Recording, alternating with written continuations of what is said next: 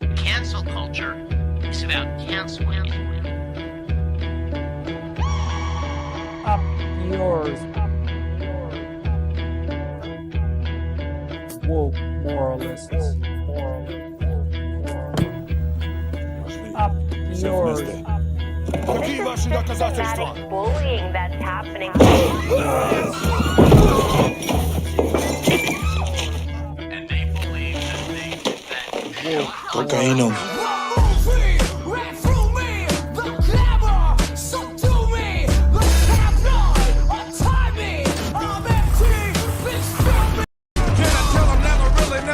Gun, but it's the wax that the Terminator X spun. Now they got me in a cell cause my records they sell. Cause a brother like me said, well, born like this, it's born like this, immaculate conception. Not transform like this, perform like this, which yells you a new weapon. I don't contemplate, I meditate, then off your head. This that puts against the bed, this that I got realness, I just push, cause it's in my DNA. I got millions, I got riches building in my DNA. I got gunk, I got evil that rot inside my DNA. I got off, I got trouble, some heart inside my DNA. They seem animalistic is what I mean. No, they're worse than animals. The woke mob, they ruin everything. They stopped Ben Shapiro from going to events and speaking. They stopped Ann Coulter from doing it. I will never surrender even a single inch of ground to a pitchfork mob. You never cave to the mob. We will never bow to the mob. Ever. No matter what. Do you see the final expression of cancel culture in terrorist groups like We'll see who cancels who. they want you to comply. Hey, everybody. How's everybody Hello. doing today? Doing good. Best intro in the game, I gotta say. It really is. It's the best intro ever, and it's what I needed after this week, because it's been a week. By the way, everybody, let's welcome Blakeley, our guest. They are a political content creator, a pro-Palestinian streamer, and badass as hell. But Blakeley, you've been dealing with some bullshit lately with YouTube. Tell the people what's going on. Yeah, so thank you again for having me, Mike, and nice to officially meet all of you other guys. So what happened? Sorry, I'm actually kind of feeling like I'm losing my mind these last couple days. But basically what happened was, for the second time, YouTube demonetized my entire channel permanently because they said that I was promoting terrorism on my channel. And by promoting terrorism, they mean talking about the Palestinians. So I make a lot of content about what is happening in Gaza, about the genocide in Gaza, about the genocide of the Palestinians, and about advocating for their liberation and their complete freedom from the occupation of the Israeli regime. And so last year, I did a stream and I got demonetized and told that I was promoting terrorism. And they reversed it within hours because a comedian who has a large following on Twitter called them out. And they never apologized. They never explained why they did it to me. And then even though I was upset that I didn't get an explanation, I just kind of moved on. So then last week, or the day before the inauguration, I made a video talking about how the claims that Hamas had been defeated, that they had been totally eradicated, was not true, because they haven't been. That's a fact. That's the news. And I played a clip of Antony Blinken saying as much. And then I condemned, once again, as I always do in my videos, the mass slaughter of the Palestinians in Gaza, the terrorism from the Israeli regime on the Palestinian people, and said free Palestine. And I got demonetized permanently by them, saying that I was promoting terrorism and extremism. And they took the video down. I appealed it, and they immediately rejected it. Immediately. So then I tried to contact them, through the YouTube partner thing or whatever. And they immediately then very quickly said, after thorough review, they found that this is promoting terrorism and they won't be restoring my account. And so it's been a nightmare. They haven't gotten back to me from the last email that I sent them, because actually after I got upset. I was so upset about the fact that they took the video down to begin with that I wasn't really thinking about the fact that they're violating all their own policies. That I was so upset because I was like, they shouldn't have taken it down. I didn't do anything wrong. I'm not sorry for what I did because I didn't do anything wrong, and they shouldn't have taken it down. And it's actually not even low-key racist and Islamophobic that they're saying that it was promoting terrorism, because what you're saying by saying that is that all Palestinians are terrorists. That's what you're saying, right? By taking that video down. So then I started reading into it, and I realized that they had only put a warning on my account. I've never had a strike. And I looked at their policy, and it said, as a warning, if it's a warning on your account, we will take no penalty action against your account if it's a first-time warning. And then they sent me this link being like, take this training so that you know not to do this again of the future. And it was a very ridiculous training, like, if somebody's promoting Al-Qaeda, what do you do? Like, things that were fairly obvious. And so what were the options? What do you do? Yeah. Right. And then at the end of it, it says, we don't take content down talking about terrorist groups or terrorism or whatever, or extremist groups or whatever it is, militias, if it is for educational purposes, you're talking about the news, whatever. And so I'm like, okay, so once again, shouldn't have taken it down. So then I do the training, and I'm like, wait a second. And then I'm reading their policy, and what they're telling me, they never actually told me through any of their emails that they permanently demonetized me. They told me once I reached out to them. The emails that they sent me said, we've paused your channel memberships. We've paused your monetization. And the emails that they sent my members, my paying members, said, we paused it. But then when I contacted them, they said, no, you've been permanently demonetized. And I was like, but that goes against your own policies of this is a warning and we don't take action against it. So the first time I reached out to them and I didn't bring that particular point up, they were like, the person who I was talking to, and I'm not sure if it was a human or not, was so rude. They were like, I'm trying to explain it. And they just keep writing over and over again. The decision stands. Can I help you with anything else? Like, actually, yeah, you can help me. Were you talking? So you were talking to somebody on the phone? No, not on the phone, through text, like through the YouTube through text. Oh, how long have you been dealing with this? Since the day before the inauguration. So what day was that? Oh, wow. Since the 19th, yeah. And so yeah. They're like, anything else? I'm like, yeah. Like, I do want to talk to someone about this further because this is ridiculous. We reviewed it. No, you didn't. I don't believe you. And I feel like the reason why I'm so also mad about this, aside from the fact that they went against their own policies and demonetized my entire channel over something that was total bullshit, is that I feel like they targeted me because I'm so small. And they felt like, we can just do this and no one will notice and it's fine. And it made me think, number one, if they're doing this to me, who else are they doing this to? Who else can they do this to and will do this to? And I don't think that anybody should be okay with them just deciding on a whim on a channel that has no violations, that they're just going to basically make them inoperable because they claim that this person is promoting terrorism or whatever it is, the violation. But even when I'm reading in their policies, it infuriated me even more because I was like, I did not violate the guideline they claimed I did. But even if I did, let's say I did. Let's say that I went on there and I was promoting ISIS or whatever it is. Like, they're claiming that I did, that I didn't, but they're claiming I did. Even if I did, their own policies, when I read through them, said that they do not do a first strike on when they do a warning, it is meant to help a creator understand what they got wrong. And that's what the training is for. They don't take any action against it. Even on a strike, a first strike, they do a temporary demonetization in order to, they basically are saying, like, throughout their policies that I was reading, that they have a whole process set up to enforcement mechanism set up so that if a creator violates a policy, they can learn from it and it doesn't completely destroy their livelihood. That's why they've got a step-by-step enforcement mechanism. So for me to have this happen in my channel on a warning, not even a strike, and then them tell me that they're going to demonetize me permanently on a channel that I've only had for about a year, and it's not even the first time they've done it.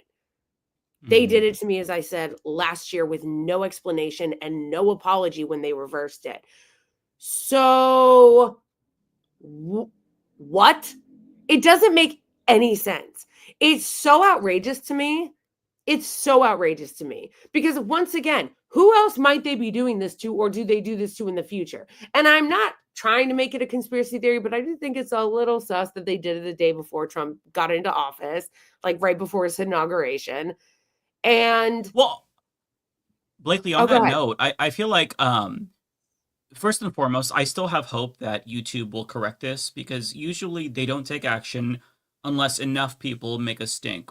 I waited for a month, and then finally, when I started to talk about it, then they took action. The same happened for the Tabernacle and Andrea Rovensky and whatnot. Me too. So everybody, Lance as well. I've lost 2 channels altogether.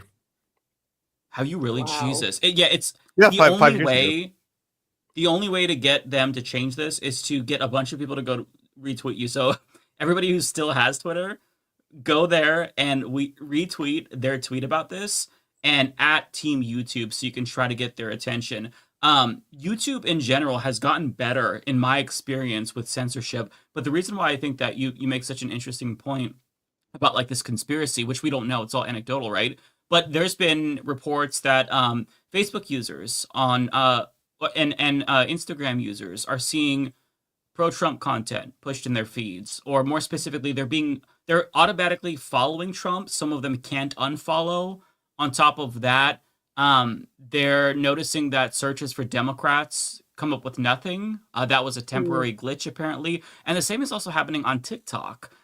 TikTok users are experiencing a lot of censorship with regard to Palestinian content. I don't know if Ariana has experienced that, because Ariana, you're really big on TikTok. Have you noticed any differences in the algorithm? Because right now, all people have to go off of is speculation and like anecdotes and hearsay. But since TikTok went offline and then came back praising Donald Trump, thank you, Daddy Trump, for saving us. Have you noticed anything to the algorithm? For me personally, my feed is mostly apolitical on TikTok, so I haven't noticed anything, and I don't really make TikTok content. But have you noticed anything there with regard to censorship? Yeah, I mean, TikTok's gotten really weird. I don't know if you guys heard about it, but they shelled out $50,000 to throw Republican content creators a awards ceremony with Ben Shapiro there and all of What? Wait, you guys didn't know about this? I did not know about this. That's during insane. the inauguration event. Yeah, I made a whole video on it. Wait, let me share it with you guys because that's like pretty big news. I didn't see this. It's like all over the place. Yeah. So I saw Taylor Lorenz went and reported on it from the front lines, I guess you could say. For the Rolling. That's how I found out about it, was from Taylor Lorenz. Yeah. So it was crazy. They had a big screen of just Republican content creators like shuffling through. They gave out McDonald's cheeseburgers. And just so you guys know, not only do they not invite political creators usually to anything unless you're under the desk news or someone like a couple, there's like a handful that I think handful is even saying too much, maybe like 5 total that they like to invite to stuff. So for them to go so partisan and so right, like overnight publicly, was actually diabolical. I had never seen anything like that before. Yeah. And what's crazy is that it was originally supposed to be a private party, but people wanted to see Waka Flocka performing so badly out of all people to watch perform live. They started selling tickets for a limited amount of tickets for $250 each. For Waka Flocka and Little Pump. Just so you guys know. Stop. I can't deal with this. Yeah, like it's a whole thing. As far as my algorithm personally, I've actually been seeing a lot more engagement on my algorithm, but I've also been making videos about immigration, mainly immigration, which right now is a pretty hot topic. Like even if they want to suppress it, it would be hard because people are engaging with it so much because it's just like immigration info. But overall, yes, our videos are getting flagged a lot more. A lot of us have just left TikTok in general, or we're just like turning to Substack because we just don't trust them anymore. but yeah, their shift has been kind of insane. Let me find this video. I'm very active on TikTok too, and I've seen that shift. I saw it immediately as soon as it came back on. I started getting served way more right-wing content, right-wingers coming in my comments. Now, I don't, and I wasn't previously getting that much right-wing people coming to my comments. I get a lot of Zionist harassment, but that's because I talk about Gaza a lot, so I'm kind of used to that.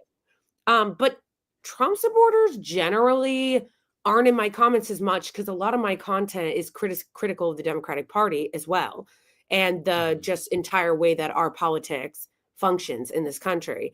But all of a sudden I get back on and I was inundated with comments from right-wingers, their videos, people taking down, people commenting Free Palestine. It was like a very harsh shift that I've noticed since I've been back on. And it's very disturbing, especially since that's one of the things I really liked about TikTok. It was one of the platforms that you weren't just drowning in right-wing, chuds and propaganda. Yeah. And David Dole shared on Twitter some Facebook posts on his TRN show feed. And it's just straight up like boomer catnip, fake news, Tucker Carlson to replace Jimmy Kimmel, Elon Musk to buy CBS and NBC. Yeah, just straight up fake news. So we have meta platforms slowly but surely turning into Twitter. We have TikTok pushing right-wingers seemingly. Again, this is all kind of unfolding, so we don't really know. And now YouTube with Blakeley. I mean, 20,000, that's a big account for them to do this to. And they don't, I mean, if they correct it, I'll feel optimistic that, okay, this is just kind of like a mistake that they've made 100 times to creators where they'll charge them with something. Like Cavernacle was permanently demonetized a couple of years ago as well. And he got his back. So if this stands for Blakeley, then something's up with YouTube too. If it doesn't, I'll have faith in YouTube. So YouTube, please don't let me down. And everybody go yell at them on Twitter. Mike, I did want to say though that Blakeley, you did show a video of Anthony Blinken, so you technically were promoting terrorism there. So that's true. That's true. Yeah, it honestly, like, I have felt clever Lance. I think that one of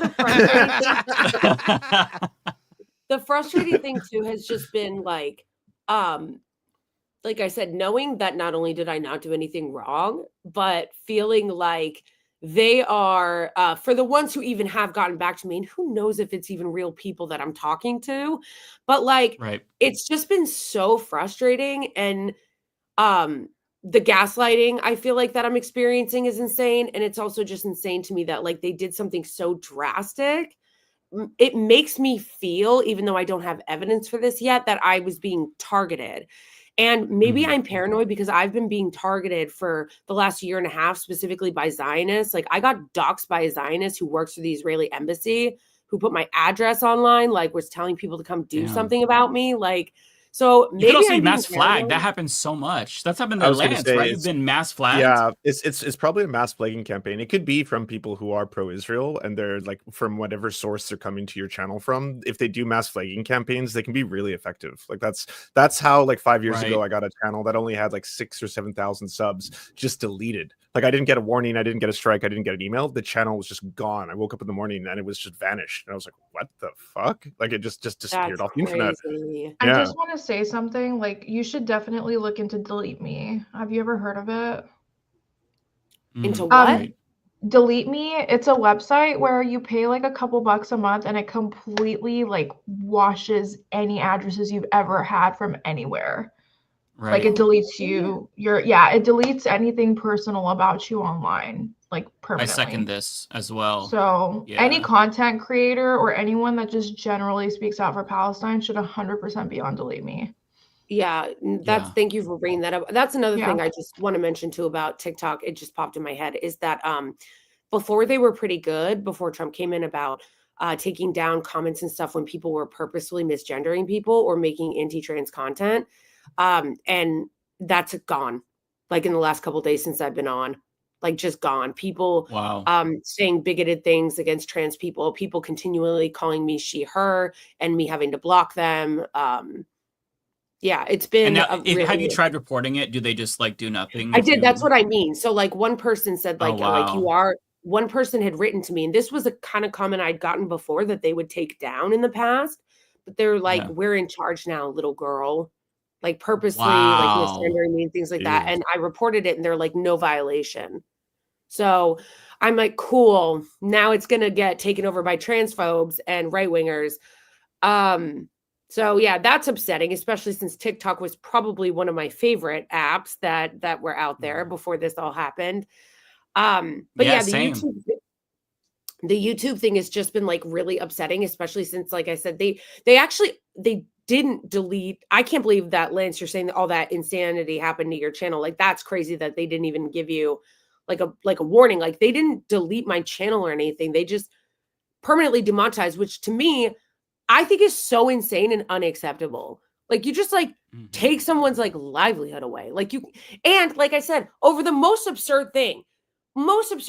I did not do what they claimed that I did, but even if I did, there is supposed to be, based on their own claims, a process set up, whereas you get a warning, then you get a strike, then you get another strike. Like, there's supposed to be a process in which this kind of stuff unfolds.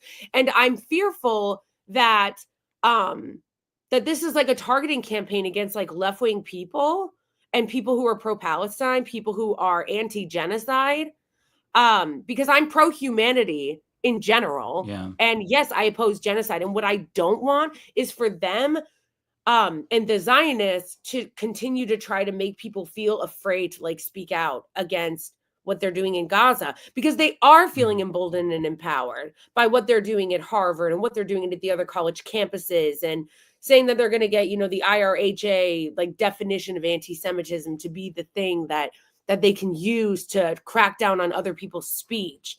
And yeah, it's just like obviously like really upsetting. And also I feel like there's already this crackdown of censorship for anybody on the left and anybody who is speaking out against this right-wing fascism that, you know, I'm not going to say is just ushered in, because I feel like what the Biden administration, especially in regards to what they were doing regarding the Gaza protests and people speaking out about Palestine, was very much fascist, but it's just been amped up.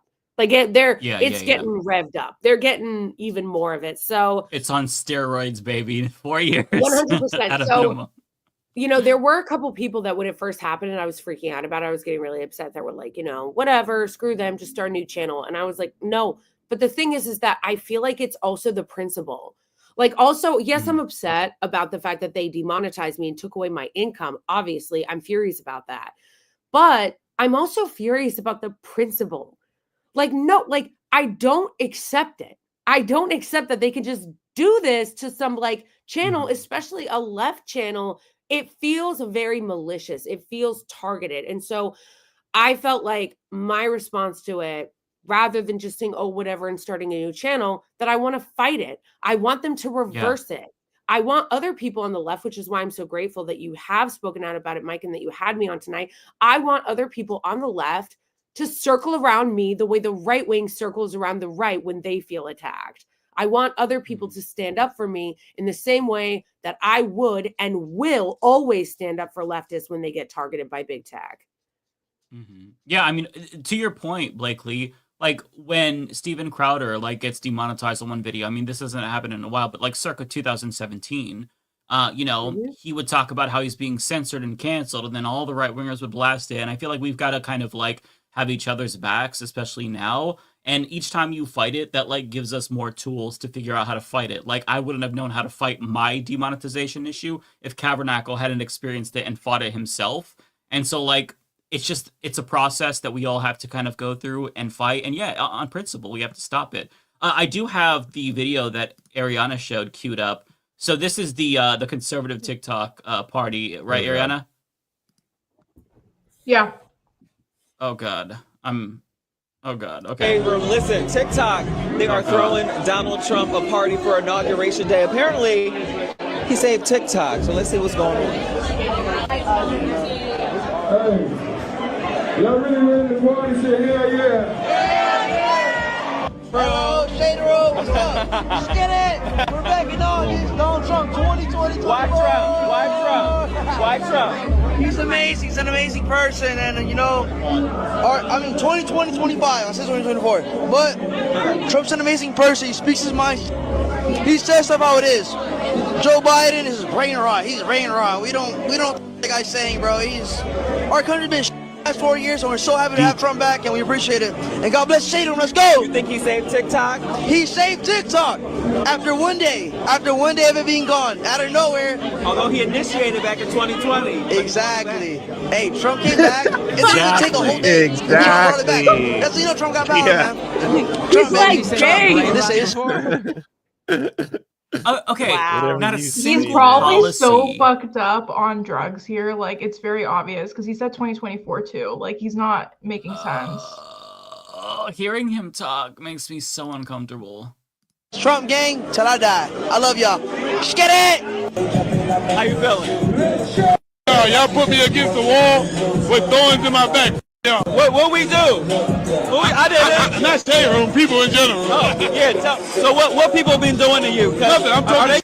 killing you? Honestly, it feel like another weekend, bro. Nothing normal. Nothing new. It's normal. Why Donald Trump? Why Donald Trump? Why not? Why not? Why not? Why not? My question to you is why not? I'm just, They have no reason why they support Donald Trump. Like, this motherfucker I posted assume a it's all picture of money. himself No, with they Ted do. They're Cruz. getting paid millions. They're getting paid Yeah. millions. I know some of the biggest creators in the game. Like, I'm talking biggest, 12 million, 13 million, and they all told me that they were offered a ton of money from the Trump campaign to go and endorse them. So these are the ones that sold Wow. out. Yeah, these are the ones that sold out.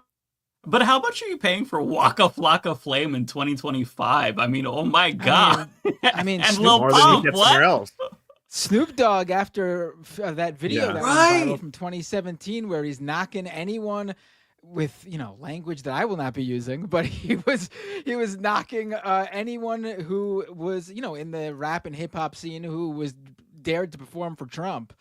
Yeah. And then lo and behold, 4 years later, he's the headline act at the first inauguration event for Trump, the crypto inauguration ball. He's a big crypto guy, though, big NFT salesman. He was big on the Bored Apes, too. So I think that might have something to do with it. He made a music video, Binder. I don't know if you saw it, where he jokingly shoots Trump in the face. Like, that was part of and the... now he's jokingly, Yeah. or not so jokingly, not so jokingly. performing at his inauguration event. Well, speaking of shooting rich people in the face, Well, I do metaphorically love. I don't know if you guys saw, but there was that was a great segue, Matt. You just fucked it up. Sorry, I had to fuck it up because something's really funny. Did you see that Carrie Underwood report from I don't remember where I saw it, but apparently sources close to Carrie Underwood felt like she didn't get the same respect that a Beyonce or a Lady Gaga would have gotten if they performed at the inauguration. Who does she think she is? Right, You're no Carrie one should Underwood. be Carrie Underwood. Yeah, like what? Performing Oh for my Trump God. or not? Like that was the one person I wasn't like, oh, I can't believe she's performing for Trump. I was like, wow. Trump really can't get anyone but Carrie Underwood. Trump deserves better than that. Wow, that'd be like me saying, I just don't get the same respect as Hassan. It's like, what? Yeah. What? Excuse me? The audacity of me to say something like that. It's absurd. Okay, so I wanted to get to our next segment. So there's a Portland artist named Jim DeBartolo. I probably fucked up his name. I'll bring him in a second and he can correct me. So he's releasing a graphic novel. It's called Fuck Billionaires. And this is by far the coolest thing I've ever seen. I'm legitimately stoked to read it. So let me bring him in. Jim, welcome. Hello, everybody. Oh, no, we can hear you. Yeah. Can you hear us? Yeah, we can hear you. You're good. Yeah. Oh, yeah. Sorry. I thought you said you couldn't hear me. Sorry. Oh, Thank no, you no, so you're much good. for Nice having to me. see you. Nice to see you guys, too. Pleasure to be here. I'm a big fan of all you guys. Blakeley, I didn't know you were going to be here. Welcome. This is awesome. Lance, welcome back. I can't believe David and Rebecca are standing me up, but anyway. Oh, don't worry, they stand us up all the time. It's not just you. Yeah, we're very used to it. Don't take it personal. Thank you for the kind words, Mike. I think we have a little bit of a delay, so I apologize if I'm stepping on you guys a little. Would you like me to go into things, or would you mind sharing the trailer for the book? Yeah. I'll bring that in now. So it's on Kickstarter. It launched today. And then I'll go ahead and just play the trailer so that way people can get a sense of what. Before you do this, is there images on here that I should stop my Twitch stream for? Is there what in the trailer? Is there music? No. Is there images that I should stop my Twitch stream for? There might be some. Keep the YouTube one going. There's swear words, but there's no violence or nudity or anything. Is that what you mean? Yeah, there's guns. But is there guns, pointing guns at there is people, guns, that kind of stuff? Okay. I mean, it's not going to be what you think, but I think you'll find that. I don't want to get in trouble. I'm assuming then you would see in like. I think we'll be okay. Yeah, I think we'll be okay. Yeah, I think so too. Yeah. There's not like depictions of people getting killed, but you guys have to understand, Lance, the content he consumes is usually like Teletubbies and Peppa Pig. That's all I watch. He can't watch. I mean, I've streamed some crazy shit on Twitch and I was fine, so I think you'll be good, Lance. Lance is really just he's trying to hide the fact that he can't see this stuff, and he's trying to blame it on Twitch. But we know his mom won't let him. I can close my eyes. I'll close my eyes while it's happening. All right, I'm gonna go ahead and press play.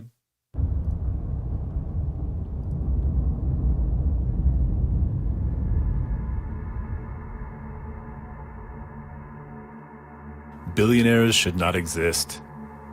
Get ready. This warning mysteriously appears graffitied across skyscrapers around the world. Who could be writing these messages?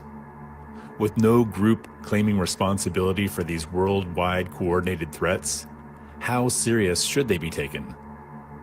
The answer, very. The top 1% ignore it. They won't be ignoring it for long. Fuck billionaires. It's a blunt, crude title, yes. But let's be honest with ourselves. Anyone hearing this right now is much closer to being homeless than to ever being a billionaire. Please appreciate even the difference between a million and a billion. For example, 1 million seconds is close to 11 days, but 1 billion seconds is 32 years long. If someone gave you $5,000 a day for 6 months, you'd be a millionaire. But to become a billionaire, you'd have to get $5,000 a day for 547 years. No one has ever worked hard enough to deserve that much money. That's why most billionaires come from generational accumulated wealth, and all of them come from benefiting from the labor of others. And money buys power. And boy oh boy, does power corrupt. This graphic novel is the fictional story of a society, much like our own, far too controlled by those at the top. The wealth of the richest has woven its way into every law controlling their money, given them influence into every government around the world, and created vast loopholes allowing them to go without even paying taxes. With that sort of near absolute control, what could possibly start to bring about change? But what if something did? This is that story. Oh, and yeah, fuck billionaires. Hi, everybody. My name is Jim DiBartolo, and I'm the writer, artist, creator of Fuck Billionaires. I'm here in my home office/studio in Portland, Oregon, working on my Cintiq tablet in Photoshop to work on the book. And I just wanted to say thank you to anybody out there who's able to contribute in purchasing the book or various reward tiers, and also those who are able to also spread the word on social media. That is so essential for Kickstarter campaigns. I'm also looking forward to hopping over to my other desk here in the office to do traditional media. I'll be doing sketches inside of books. I'll be doing art prints, stickers, original drawings on small sheets of paper. I'll be doing recreating some of the pages on larger sheets, redrawing them and painting them in watercolor as some of the top tiers that are available. So please have a look at those tiers. There's a lot of different things to choose from. I thank you, each and every one of you, for any support you're able to give. And again, if you can spread the word, that it's so needed. I hope you have a great day, and cheers. Yeah, so that's your Kickstarter. Rebecca joined because she didn't want to miss it. You summoned her, and she came here. Rebecca, welcome. Oh, you're on mute, Rebecca. There I go. Hey guys, how are you? Nice to meet you guys. Nice to meet you, see you, Rebecca. Hi, Rebecca. So, Hi. Jim, tell us a little bit more about this project. The first question that I have is, how long does it take to do a single page? Because these are amazing drawings, and that's got to take a while, right? Yes, thank you. Yeah, so it wasn't something that I got started on as the Luigi situation happened, or alleged Luigi. It was something that I've been working on for about 2 years. I'll answer the question, then I'll kind of go off. Is that okay? Yeah. Okay. So it takes anywhere from like a day or less to do a page. Sometimes it can take 2 or 3 days for a page, depending on the level of detail and how many characters and background kind of situations there are. And then coloring takes a good chunk of time too. So there's literally thousands of hours into the book. So I started it 2 years ago or so, and it basically has been much more relevant as time has progressed, and have Billionaires become more and more wealthy, more and more influential, and now straight up part of the government, a huge part of the government, evidently. So it was born out of frustration. Part of it is, long time ago, my wife and I have been longtime fans of Bernie Sanders. We were introduced to him in the early 2000s on Tom Hartman's Brunch with Bernie segment. And we started speaking about things that we had talked about amongst ourselves or with friends of ours, but he was putting into words different collections of ideas that were trying these, just making it feel like, wow, he's talking about things that we've talked about and that nobody else is talking about. And all the while, there's been all this money that I always see it as sort of like a weed that is kind of making its way into this root system of the society and our system, just sort of causing more and more problems, and just working its way down deeper and deeper, and coiling its way around everything from corporations, deunionization, every aspect of climate change, like fossil fuels, wars for oil, money in politics. Now that's straight up bribery to the Supreme Court. President launching crypto schemes days before his inauguration to make billions of dollars. And there's currently no guardrails, no checks and balances. So back to the book, we often read fiction, particularly fantasy, for escapism and to allow us to connect through a story, through living through another character, make us feel less helpless and more powerful, or less. And we're so straight up, powerless right now. And I realize that that's no different. Biden was great in any means, and not that any of his predecessors were great either. But it's just Project 2025 is totally becoming a reality. You guys all know that. Everybody watching that knows that.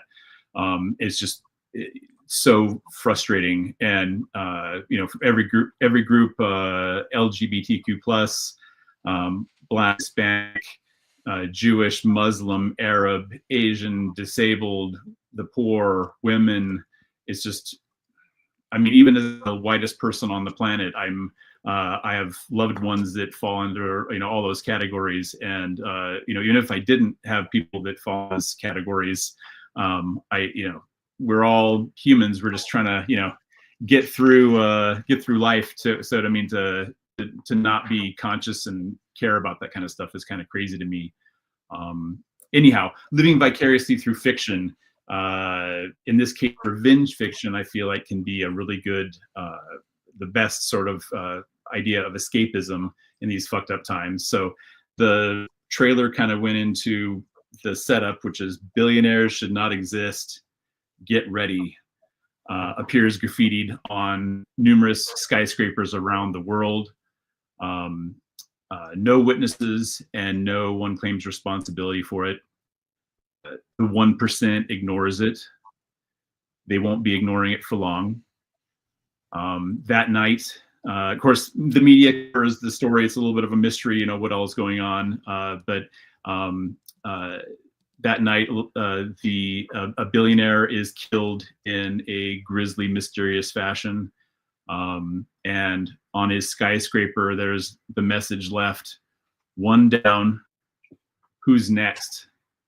Billionaires should not exist. And the story sort of kicks off from there. So I love that premise so much, and I I feel like it like too. this is literally the perfect climate to release it in. And when I first found out about Good this, timing. Jim had showed it to me during, I think, A like little the week bit or the week too after. good of a timing. What did you have to do with what's going Right? on? It's Jim? suspicious if you may. Yeah, I was about to say you might end up on some CIA watch list, but like, good I for know. you. I love the idea. No, he. Again, So like he, I now. No, go ahead, Jim. Oh, sorry. So again, I crazily, maybe I said this. Forget if I said it already. I had been working on it for 2 years, and I was finally like, I was getting ready to. Then I was like, let's get past Thanksgiving, and then I'll announce it because I got everything ready to do the Kickstarter, yada yada. So then I announced it on social media, and the next day, the CEO of United Health is killed. I'm like, I had nothing to do with You that. did It wasn't this. a PR. Guerrilla the story is marketing. yeah.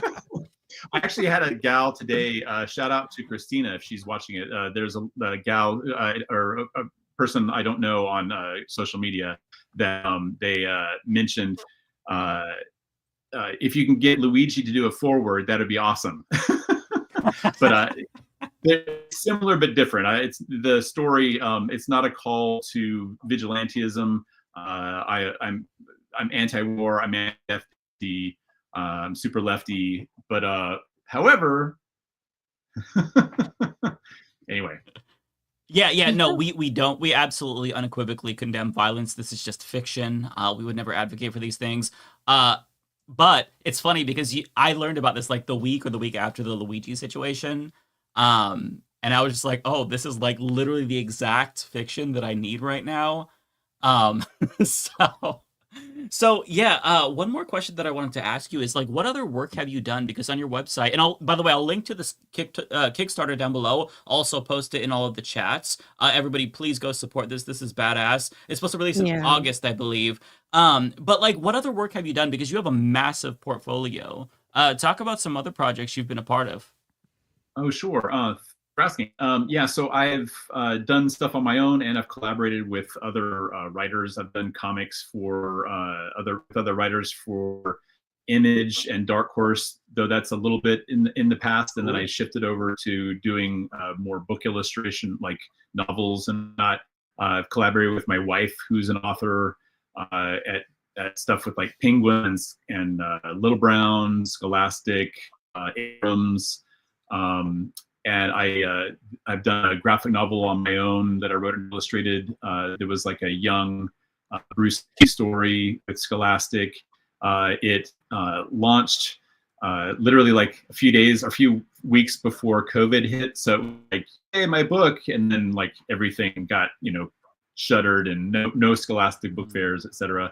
But yeah, I've done a lot of stuff for the young adult and middle grade sort of age category, but then also comic and whatnot stuff for YA and above, and YA being young adult. This book I see as being like teen to adult. It's not anything that's murder porn kind of stuff, but there is quite a there are times where there's a fair amount of violence and whatnot that takes place. But yeah, I don't think it would be anything that somebody who's read some of those books I or seen some of those movies I referenced on my mood board in that trailer, it wouldn't, I don't think, make anybody be squeamish. Lance, I guess, maybe would have to. I'll close my eyes. Cover. Well, Jim, thank you so much for coming on and promoting that. Wait, can I ask Before one you go, question will before you tell go? This us- is Oh, is yeah, not yeah. political. I'm really curious about the process. When you're doing this, I notice all the bubbles are empty. Do you then do you have a font that you've made from your own handwriting and you type that in after the fact? Like, is that how the whole thing good works? question. I'm just curious. So yeah, I took the words away to not have any spoilers in most of the stuff that I've posted. Okay. But yeah, there are some creators that do their own fonts, like handwrite it or create it online. I've paid a font factory or whatever your font salesperson for usage of the font. And yeah. So I just put that in. So I have like 200 pages drawn and lettered. I have about 20 pages colored. I have the entire script done. So part of the I don't want to overstay, but if as part of the funding and everything for Kickstarter, to print and shipped to me is quite a chunk. Then to hire a coloring assistant is a not small fee. Then to Kickstarter takes a fee. Then there's taxes, which and anyway, and I would like to make a little bit on top of paying for everything else, but Kickstarter it does allow for creators to be able to hopefully turn a little bit of a profit. I could talk more about the book, but if you guys have other things you need to get to. No, tell us more. Tell us a little bit more, because I think that people on the chat are very excited, it seems. Oh, amazing. Hello, chat. Sorry, I have a teenage daughter, and she's 15, and she and my wife and I call each other chat because anyway, I'm very hip. I'm very Gen Z.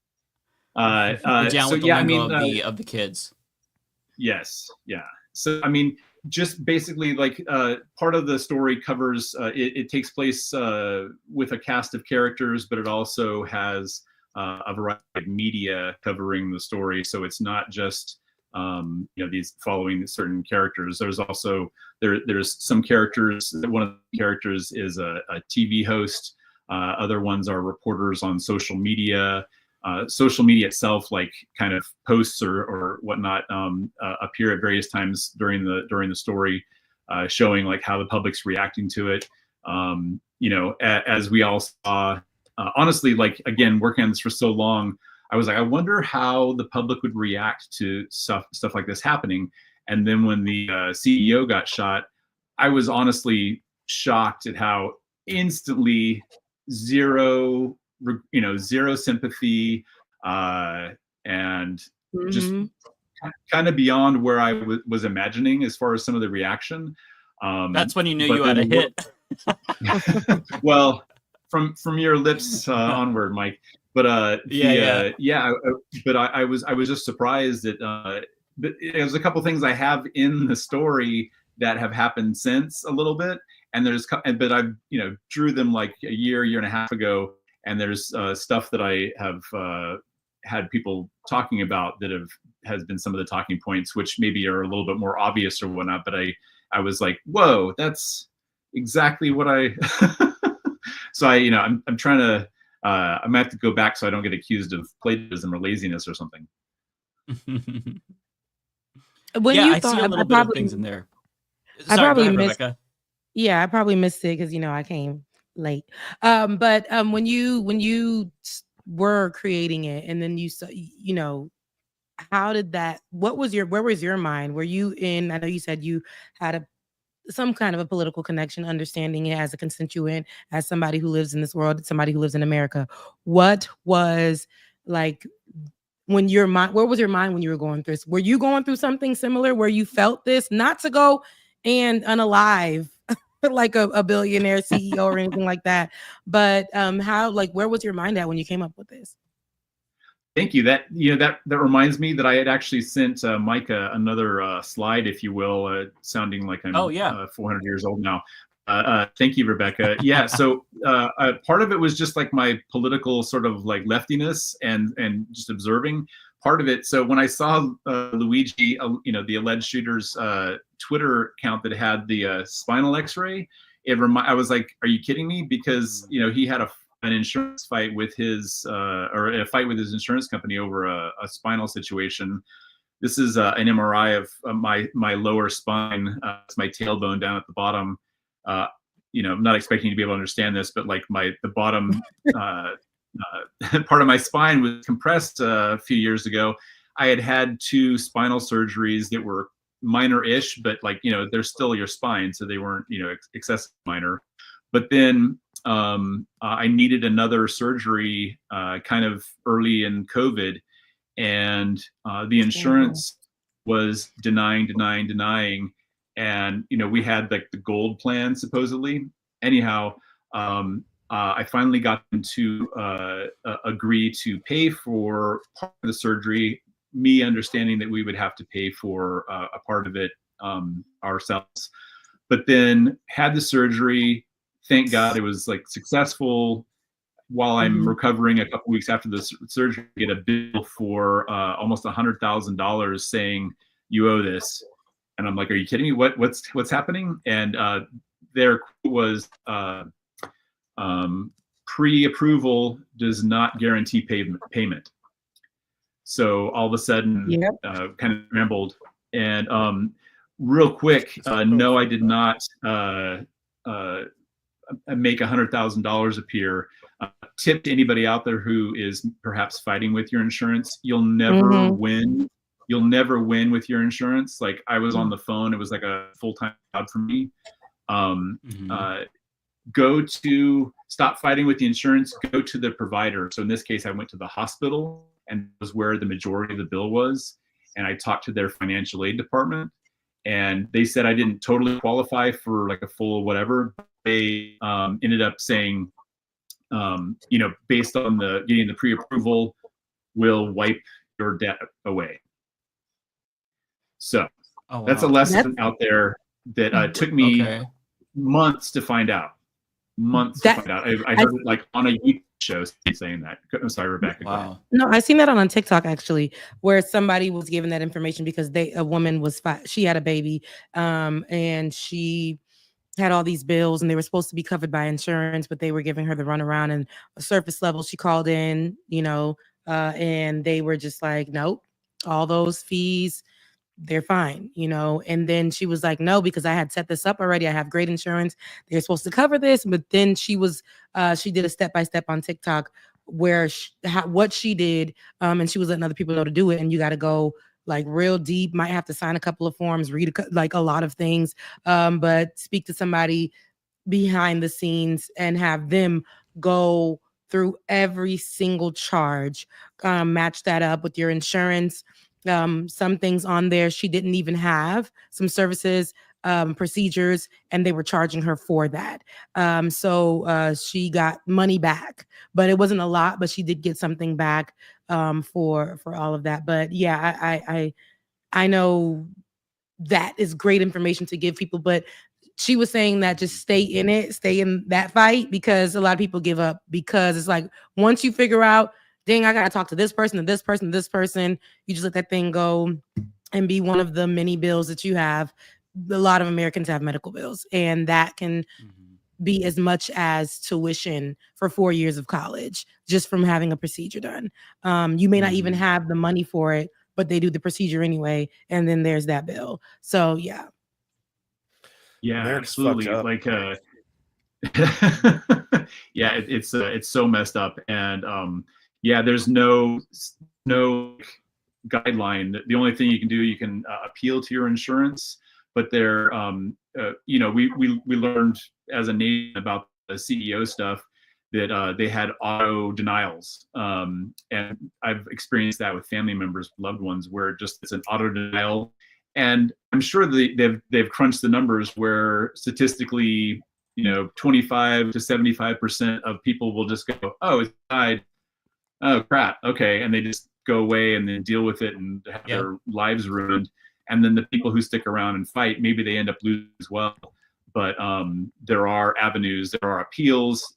Those, again, I went through all that. Every step of the way was denial, denial, denial. And I just happened to, again, hear somebody on YouTube talk about, like, give up the fight, because at a certain point you get a little personal and go for the, go circuitously to other avenues, financial aid and whatnot. And whether you qualify for it or not, they are an arbiter of fairness, at least, case dependent, I'm sure, and person dependent on who's handling it and whatnot.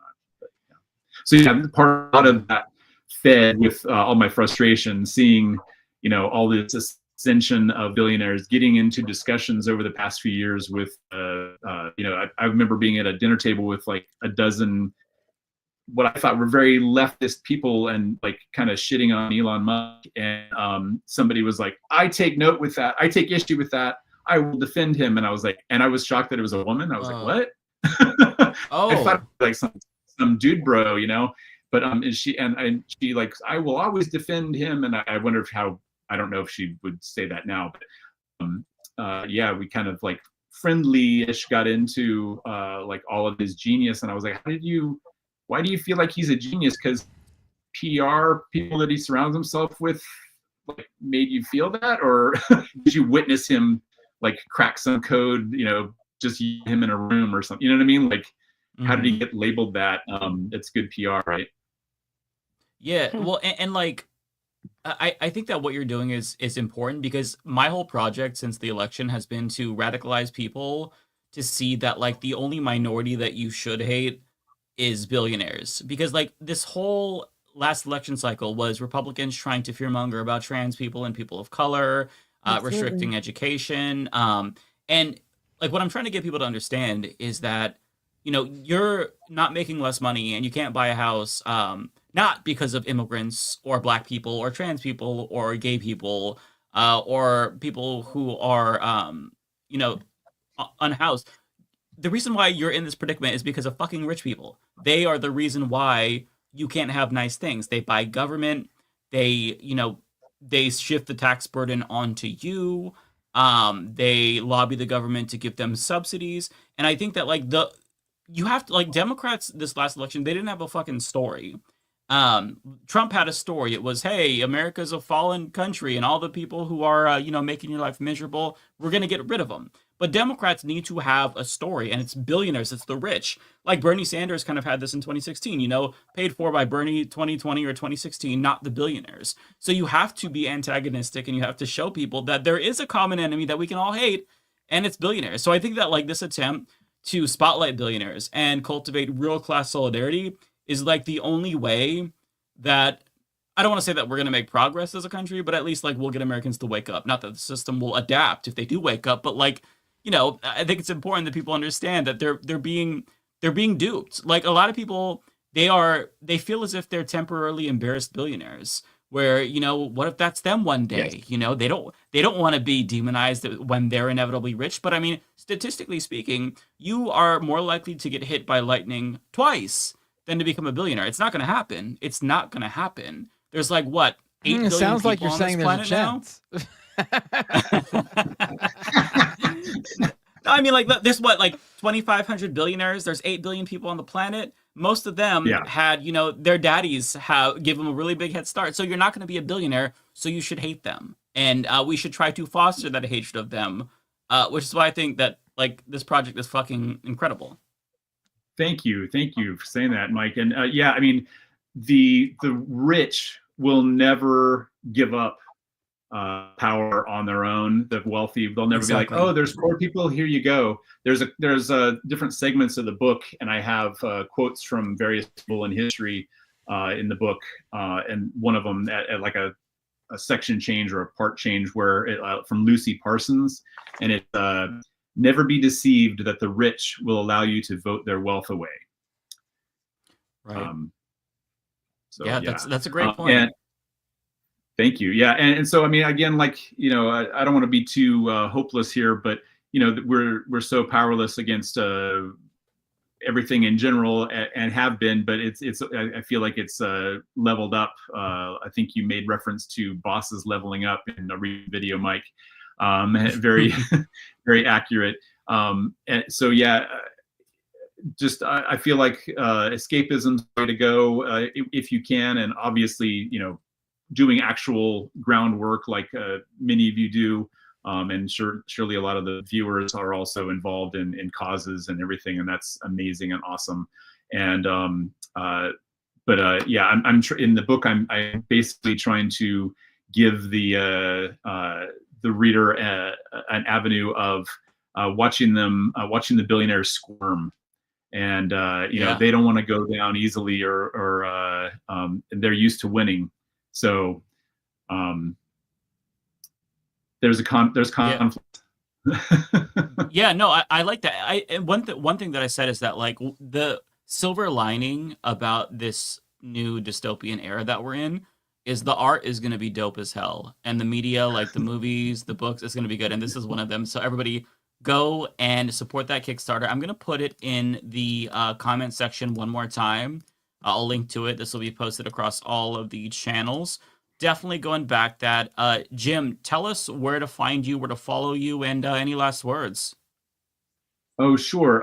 Thank you, Mike. Thank you guys, everybody here. I'm a fan of you guys all, and absent David, I'm a fan of him as well. Without sounding too needy, I would love to interact with any and all of you guys, the hosts in online. I'm a small potato, but I'm trying to get the word out. So any way to boost me there or have me on chat. I know you have various. It doesn't really meet all of your how your show's set up or whatnot, but I would be willing to just pop by a speed elevator pitch and be out of your hair. But I know that's not always necessary, not always possible. But thank you everybody for the time. You can find me, I think, if I'm pointing correctly, at Jim D. Bartolo. Sorry, my name's a little confusing to spell, but at Jim D. Bartolo on all the socials. I'm mostly on Instagram. Sorry, I know Zuckerberg sucks. I'm on Blue Sky as well, trying to get established there, but I'm probably most prominent, if you will, on Instagram. And it's just if fair. you can, You're an artist. Instagram is the platform for people who do Absolutely. photos and make pictures and do drawings and illustrations. It makes sense. It's Thank you. Yeah, I first got on there going, okay, Twitter's for politics. I be on Instagram to follow illustrators and animators, and then everything just kept getting worse over the years. So I'm following, everything on everything. Just but yeah, thank you for defending me, Matt. But yeah, just if you can support the project directly financially, that's amazing. I know that's not always possible. If you can spread the word, that is everything for a Kickstarter. It's a 30 Kickstarter, and those first few days, if they can be successful, it helps get boosted inside in Kickstarter, and it'll help get generated for internal promotion when people go on there. So anything you can do to share it over the socials, I greatly appreciate it. My heart goes out to you guys. Sorry, Elon Musk. Oh, there's a different way to do that, though. Yeah, I know. I was like, apparently. I appreciate you all.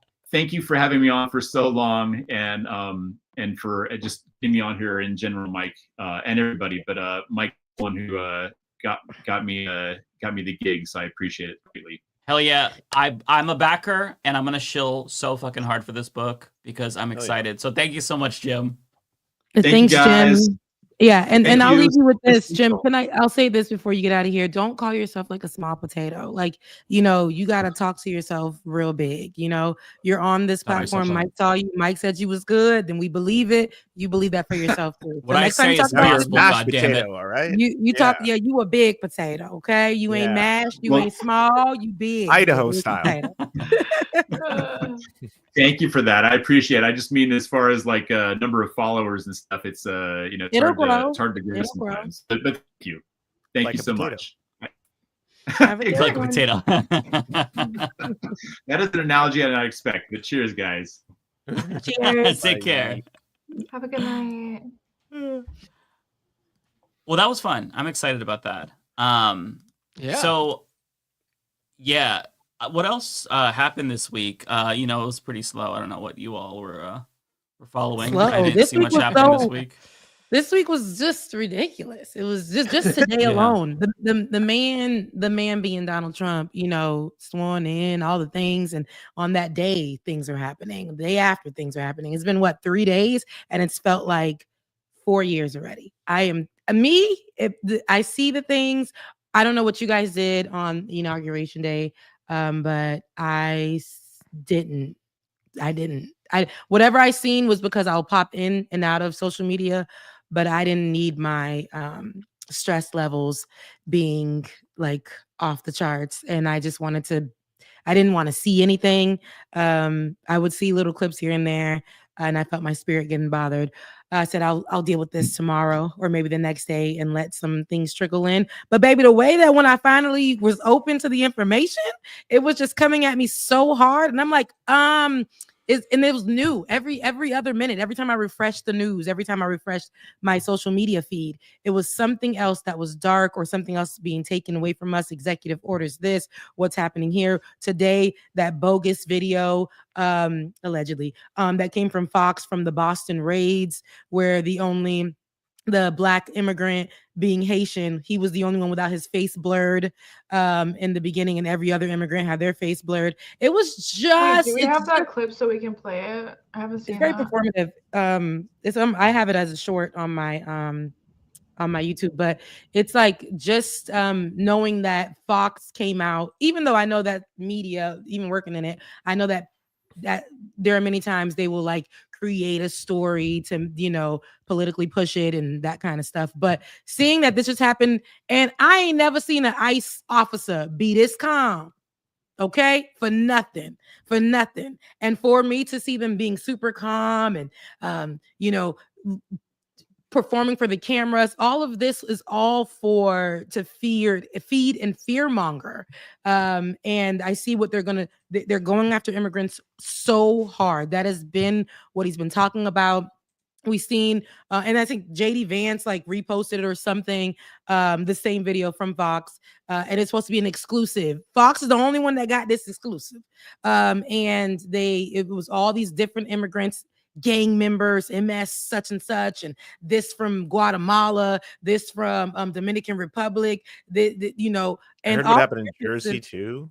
Yeah, all of their faces were blurred, and except for the first person in the beginning, who was the Haitian immigrant, who had, I think, like how many different charges. I'm like, he would have they would have got him, and his accent wasn't giving Haitian immigrant fresh. So it's just, I don't know. Y'all gotta watch it. It's very problematic. But what I say is that I see where they're going with this, and it's fear mongering, and especially when it's coming to the darker immigrant, specifically the Black immigrant. They're going to make sure that they make everybody afraid of them, and this is going to lead into a lot of hate crimes. We already have them. People are already dealing with them for being something that America just can't stand because you're other in some kind of way, you're marginalized. And so I know that we're going to see an uptick of hate crimes from all of this. And this is just one Fox News thing. So yeah. Yeah, on that note, Brian, my mod, his best friend, who's a U.S. Oh, I'm citizen, so was seized sorry. by ICE. A U.S. citizen. Week 1, by the way. So I don't know. Well, I'll try to stay in touch with Brian to see if there's anything we could do, like a legal fundraiser or GoFundMe that we can share for them. because this is something that we all kind of anticipated, that citizens were going to get swept up in this as well. And that's, I don't know how to respond. Like It's a just mayor overwhelming. in Jersey did too. Like I was just reading about that, but I didn't get all the details. Apparently, there was like an ICE raid at somewhere in Jersey where the mayor had to release a statement saying that like we're going to be fighting this in the courts. You can't just like go into government buildings. ICE doesn't have jurisdiction there and stuff like that. But under some new executive order, they do. Well, I Or maybe mean, they have their own place. I don't really know, but he did sign an executive order. I believe it was an executive order to allow raids to happen. So Biden had designated churches, hospitals, and schools as sensitive zones where like ICE couldn't really go in it, but then Trump like rolled that back, so now they can. I have some content creator friends who work in medicine. They were doing raids in multiple hospitals in San Diego, and my boyfriend was like, "Oh, they're probably just county hospitals." No, they're going into county. They're going into private. They were in UCSD's hospital reportedly, according to the nurses that work there. So yeah, they're going to start doing, and the thing is, they're going to be doing this in liberal majority metropolitan cities. So they've said that Los Angeles, San Francisco, and they're doing this as like a gotcha type thing. Like, oh, you think you're in a sanctuary city, but like we're going in there anyways. You know what I mean? So yeah. Mm-hmm.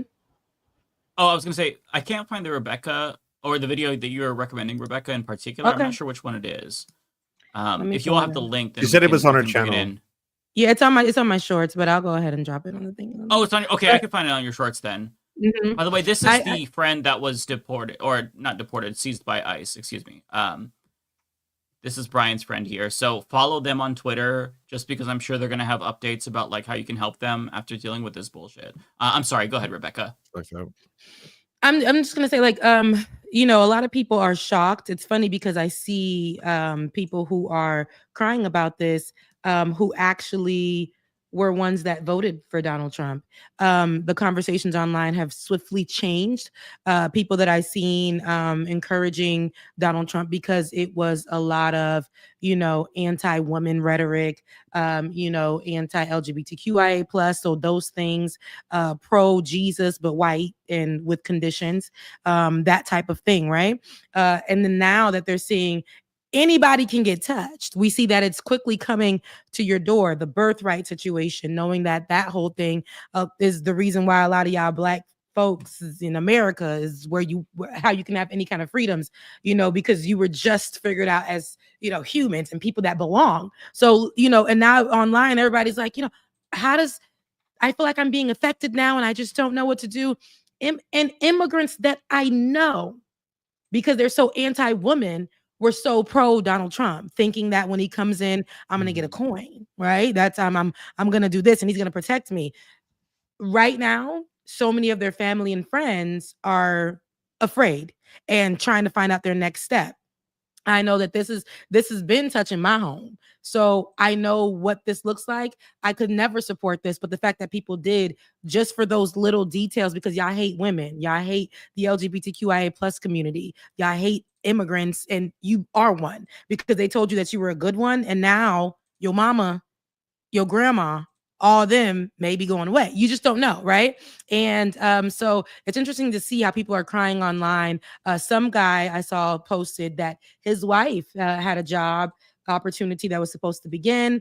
Now this is DEI related, and when they shut down the DEI departments, right, immediately, or things such as, and other, even though other companies may not have to do it, they are probably Trump supporting companies shutting down their DEI programs. They feel like, Donald Trump said ain't nobody gonna get touched. So this woman who just got this job, and this Donald Trump supporter done posted about his wife and saying, I voted for you, and can you please make this right? Can you please make this right? Can somebody please, I voted for Donald Trump. I support him, but this is affecting my household. My wife no longer has this position. It's been rescinded.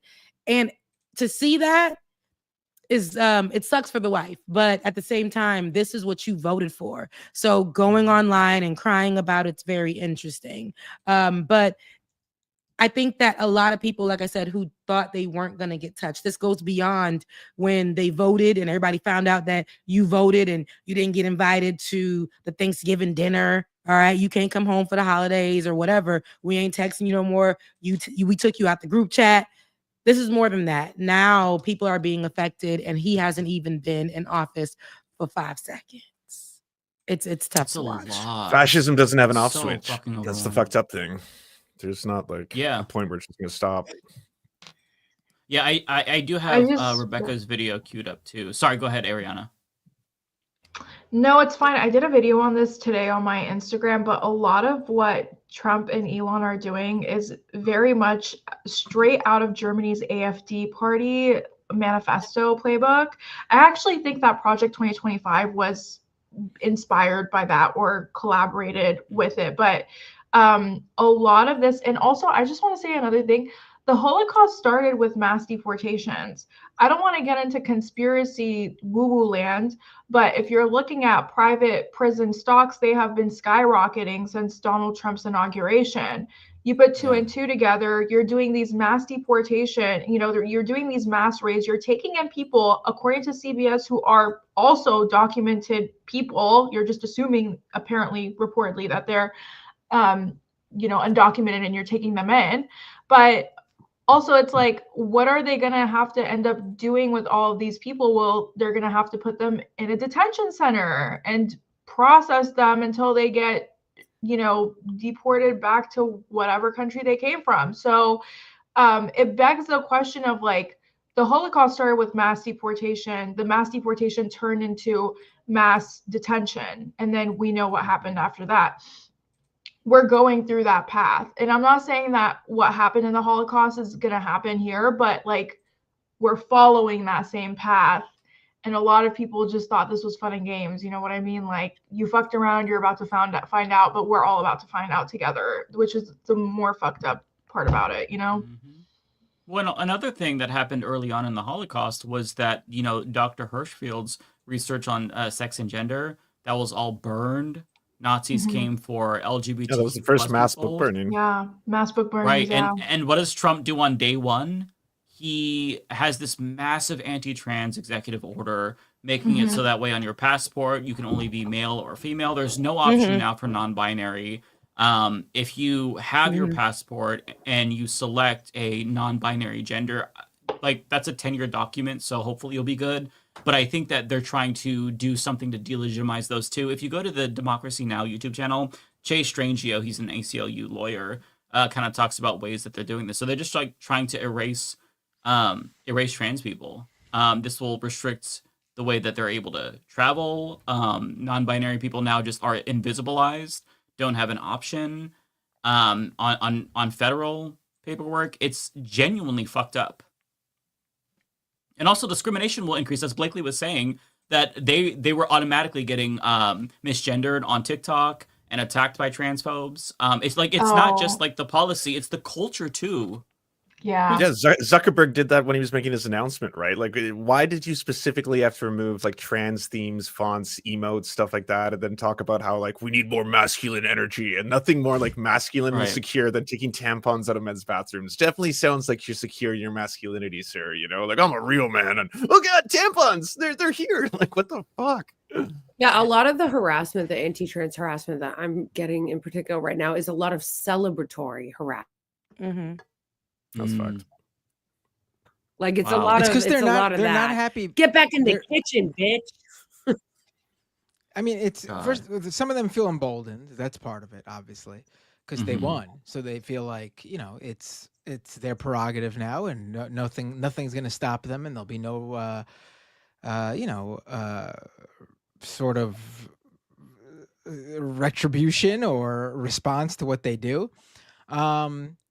But also, I think there is a significant number of these people who are just very unhappy people with like this is how they deflect that rage and hatred they feel for themselves.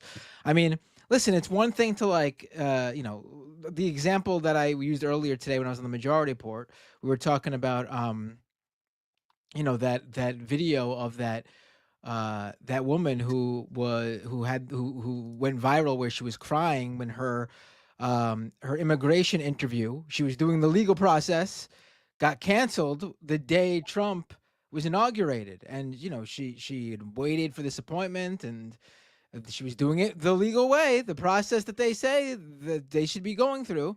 And they canceled this appointment on her, and she was crying. And, you know, I think if you're someone who has right-wing views on immigration, I think, you know, maybe years and years and years ago, you'd have seen that video and been like, at the very least, you know, we got to do this though. I feel, you know, my heart goes out for that woman, or I feel for that woman, but we need to do this for the good of our country. Like, that would have been the response. But fast forward to today, and what did you see? Like, the libs of TikTok woman, Chaya Raichik, she saw that video and she responded with crying, laughing emojis at a completely innocent woman crying at the border after her appointment got canceled.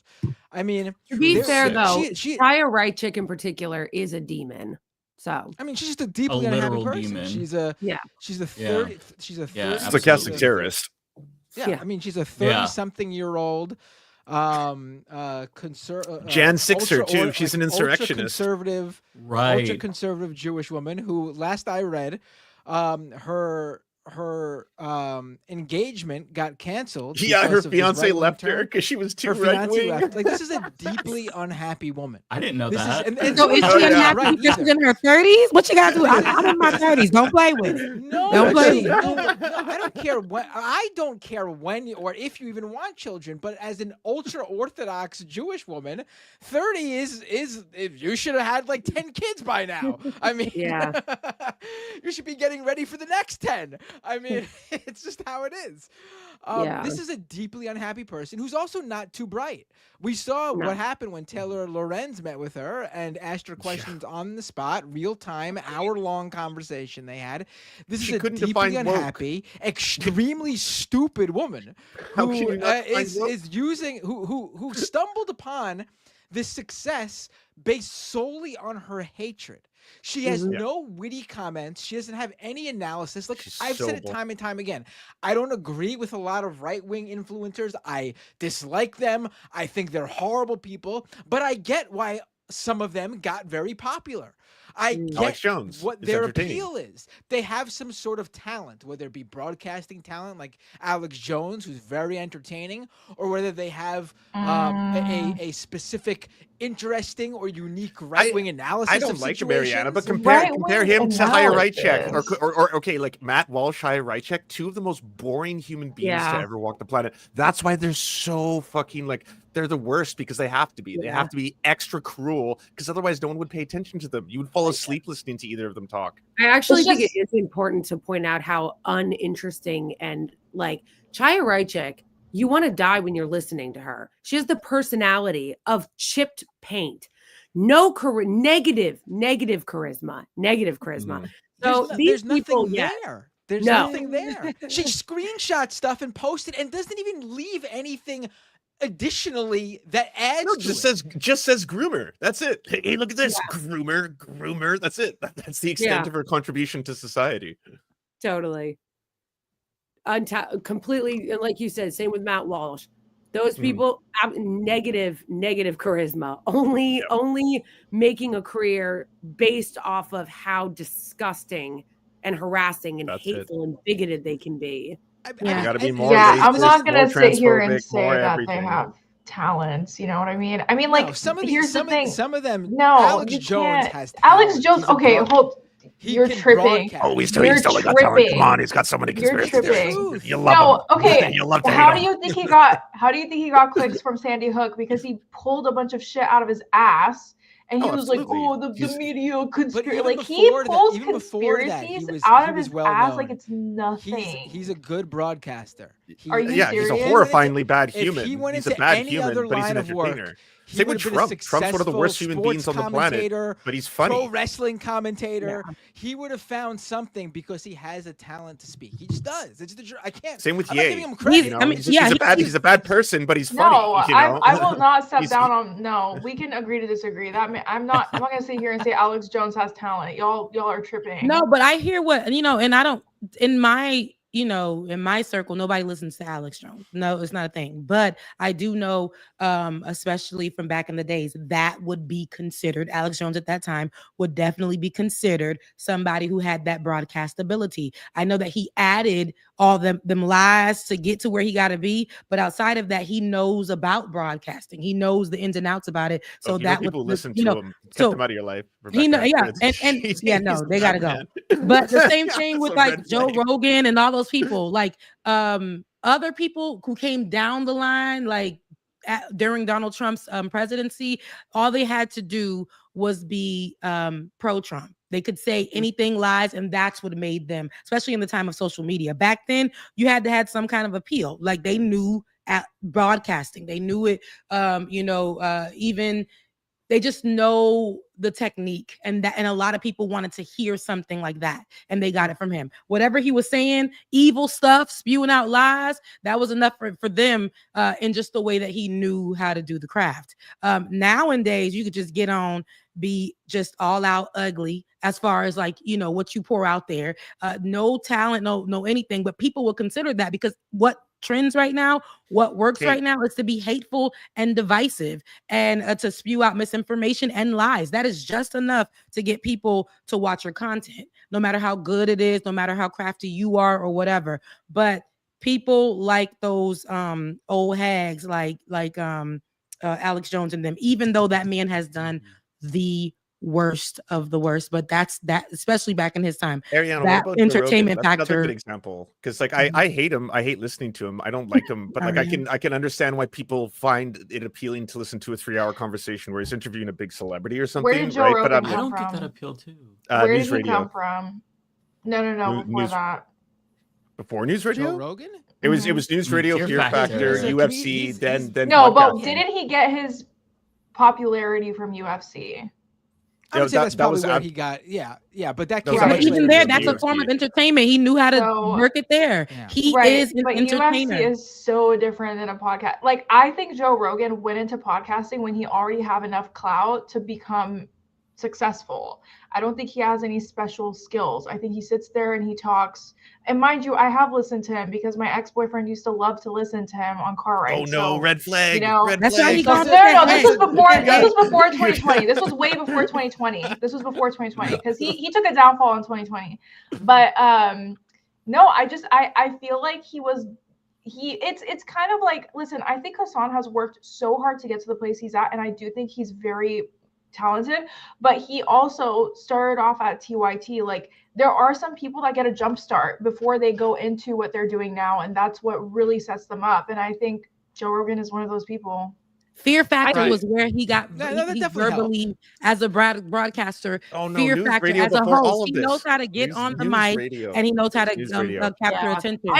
I agree that No, there. right, no, is Lance, I know what you're saying. definitely- News Radio and his comedy career got him to the UFC, obviously, because it gave him No, the that got showbiz him to Fear background. Factor, which then got him to But UFC. that's Fear Factor, right? But it all was the umbrella. But UFC is what made he wouldn't have had a huge podcast if he was just the Fear Factor guy without UFC. No, and I agree. He was one of the first early adopters of podcasting, which gave him a huge leg up. But he had a rotating circle of other Well, I comedians mean- and sports people that made him instantly like addictive. That kind of shit. That's how he like got viral fame.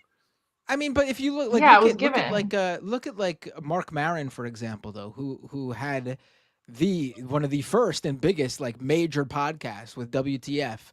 And like he still has it and it's still very popular, but in terms of like it being like a discussion in the mainstream compared to Joe Rogan, it's completely like there was a time where Mark Maron had Obama on when Obama was president. I mean, it was a big deal.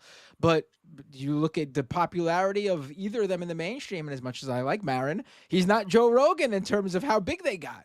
I think Rogan. But he didn't go down a whole transphobic.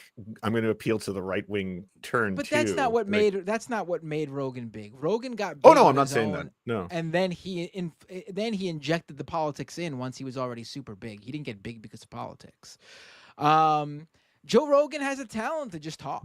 He's not. I don't think he's a good broadcaster. But if you listen to a podcast of his, like, there's not many people you could listen drone on like he can. Like he doesn't say anything insightful, but he's able to get his guest to say things. You know, I think that takes talent, obviously. Again, this is not giving props to the guy. I'm just explaining how they got so big. Yeah, you're separating Like, you're you can separating explain a lot the of how ability these to guys be a got big. performer versus someone's politics. Like there's But a lot of especially talented actors conservatives, who are though. Joe horrifying Rogan's a political horrible human comedian. beings. He's not Yes. funny at all. He's probably the least funny Yeah, comedian stand-up I've ever is come across. unwatchable. Okay, do you think Yeah, Tucker stand-up is so bad. Carlson is talented? Garbage. Yes. Who? Garbage. Garbage. Yes. But he still brings Yeah, on Who? Tucker Carlson. Yes, Yeah, Tucker I don't Carlson agree is the principle talented. applies there. Garbage man, but he does bring that, especially because yeah, he he's acts been in like he's broadcasting so that, long. that great reporter, right? He has that in Piers his Morgan. background. He has that in the tuck. So when he presents, especially conservatives want to see somebody who they feel like is giving them actual news, even though the man ain't giving, and it ain't nothing, but because they feel like they're watching somebody who is giving news, and he comes from a news background that's entertaining for them enough, that has some kind of He's good at leverage propaganda. yes, and A he good does that. confused face. If you think I about think Tucker that Carlson's Tucker framing Carlson things is like- not only talented, I think he is. And in fact, that's one of the things I think made him so dangerous on Fox. But also, I think that like to separate talent and like understand why they're right wing, because yes, you don't think they are, but you're not a right winger. He's not trying to appeal to you. He's trying to appeal to You're a good person, Ariana. yeah, there's like have a there's a soul. specific group of people that people like that are trying to appeal to. And so at least for me, I like to try to learn from them and watch what they're doing and see what it is that is appealing to those people. Tucker Carlson is definitely one of those people. They've got their dry paint like Chai Rai Chick and Matt Walsh who don't have any talent. And I hear you that a lot of these people did have a huge leg up. Half the people we just talked about's family were like in the CIA. But I do think that Carson's rich. I do think that it's good to, especially when we're doing media critique and stuff, to acknowledge and or at least try to understand like what is it about these people like Joe Rogan or people like Tucker Carlson or even insane people like Russell Brand that makes them appealing to a certain subset of people, especially men. I actually think that Matt Walsh does have he's not the most talented of these guys, but I think he's Benji, you're profoundly wrong. Yeah, no, not Matt Walsh. Hold on. Yeah. He's pretty good at making making conservatives think that he is an intellectual. Because he's not. Well, the bar's really low there. That's not a talent. I mean, that's a talent. I mean, it's the same way that, we were talking about Tucker Carlson's good at Dargan just selling needed his a British propaganda. accent. That was the barrier of entry. let If me he give had a an British example of accent, people were another- like, "Oh, this guy's smart." My thing is, You're like, my only let me thing give you is, an can I just example of say another something real quick? conservative. Can I just say something really quick? Yeah, I go just ahead. think when we're talking about these Republican commentators, we absolutely need to talk about how they're all Nepo babies, because a lot of people for sure. could be way better Yeah. than them, but No, they this don't is have that fact. opportunity because they're not Nepo. They don't come from billions of dollars. And so when I Tucker look Carlson, at Swanson even family. Hassan, like I'm gonna say about all of them, I just think that Anderson on a Cooper, meritocracy. and he ain't even all of conservative. it, yeah, Anderson Cooper is a Nepo baby. Like all of, I would say at least like 90% of these very popular commentators are white and they come from like Nepo baby to the max. And I think if more people of color had that access, those shows would be nothing because we have a lot of talent. We just don't have the access or the money. So I just wanted to put that out there. Matt, go ahead. Sorry. Oh no, I was just gonna say, to give it another example of a conservative influencer who has zero talent, because we're discussing people who they have to be good at something to get where they are. Benny Johnson is someone who's got zero talent. He couldn't even get through BuzzFeed without plagiarizing. He's a theater kid. His entire popularity Cruz is is him easiest. geeking He's out so about gay. news as if he's someone who's He's so 50 gay. years older than him. He's He has so gay. boomer energy at the age of 32 or whatever he is. He appeals to He's younger closeted than me. Republicans. He He gives can't closeted talk. Republicans a pass to feel secure in their straightness. That's what it is. They're like, well, he's gotten married and has 2 kids with a wife and has heterosexual sex in the missionary position. I can too. So I'll watch Benny Johnson today. That's, I think, what his appeal is.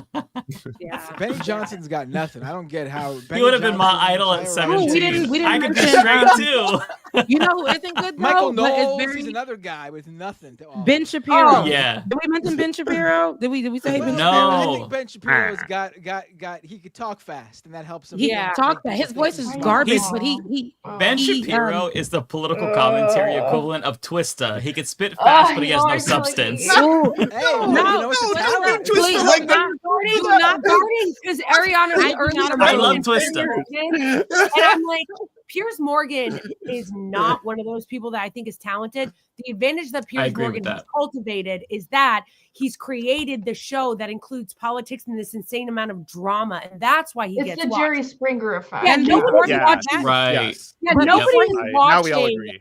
Nobody Now we're is friends. watching Piers Morgan because they think he's a talented broadcaster. No, before We're watching Piers Blake, Morgan 'cause he's the only one before right now who's Piers smart Morgan enough was to get these people who hate each other on recognized as Instagram. that.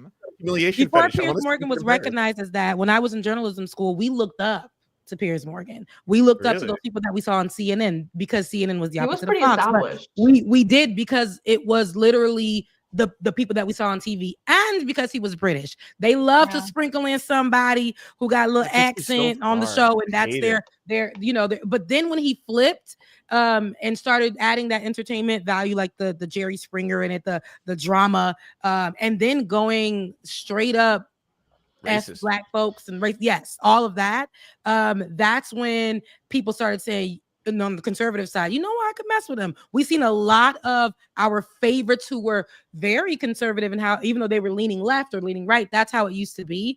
And then now we see that a lot of those people now are adapting the new way where you can say whatever you want. You can lean real right and get a check for it. Or you can have a space on mainstream media as a lefty and be really great. Rachel Maddow, that kind of thing. You don't see a lot of black people in those spaces, and if they are, it's very, very few. Brown people in those spaces, and if they are, they're very, very few. I remember when CNN did a clean sweep to have the best black person on their channel. You know, Roland was gone. Right, shout out to Roland. Roland was gone. They took away old boy with the scandal on ABC with the white lady. He was there with Don Lemon, and they kept Don Lemon. I remember when the host. Yeah. It took for what's her name on who is now on there, Ashley Phillips. Is that her name? Ashley Phillips? But it took Abby for Phillips. Abby Phillips to go through some drama and be literally talked to crazy on CNN for them to bump her up to prime TV. So you know it sucks, but seeing right now that they like Ariana, to your point, I think there are amazing people who are doing the job. Who, if this was 10, 15 years ago, before digital journalism, before digital media, before people started doing their podcasts and all those things on politics, they would never get an opportunity. They would work 6 jobs writing, like me in at a news station, writing for some old man named Art over there at WCTV in Tallahassee, who did not do a damn thing. An old man who didn't do nothing, was real racist. And I was doing the work for him. You would never get an opportunity. They would say that it would take you a long time before you were in front of the television or on a news desk. Yeah, Thank God Rebecca, it you ragging on that old man. I like am. you- Wherever he at, he was old shit. Wherever he at. But no, just saying, like it. So, but when you are doing the right thing, it can only be really one of you who is doing it in the space. It can't be too much of you, especially if you are a black or brown creator.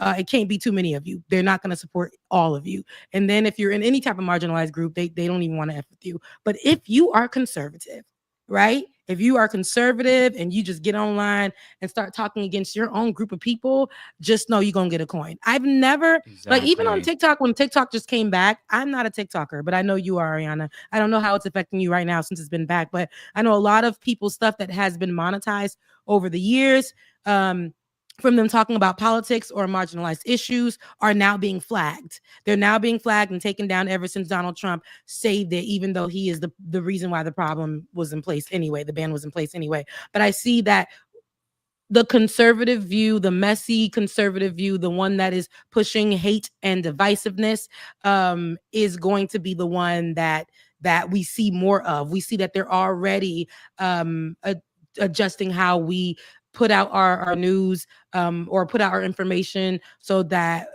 we can fight misinformation.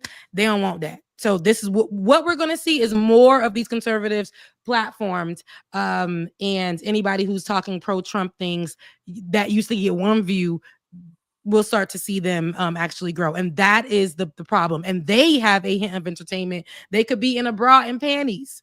They could be that lady that was in the kitchen that said the word nigga, right? The white lady. And then, she wanted to try to go conservative. That was so ridiculous. She got famous overnight.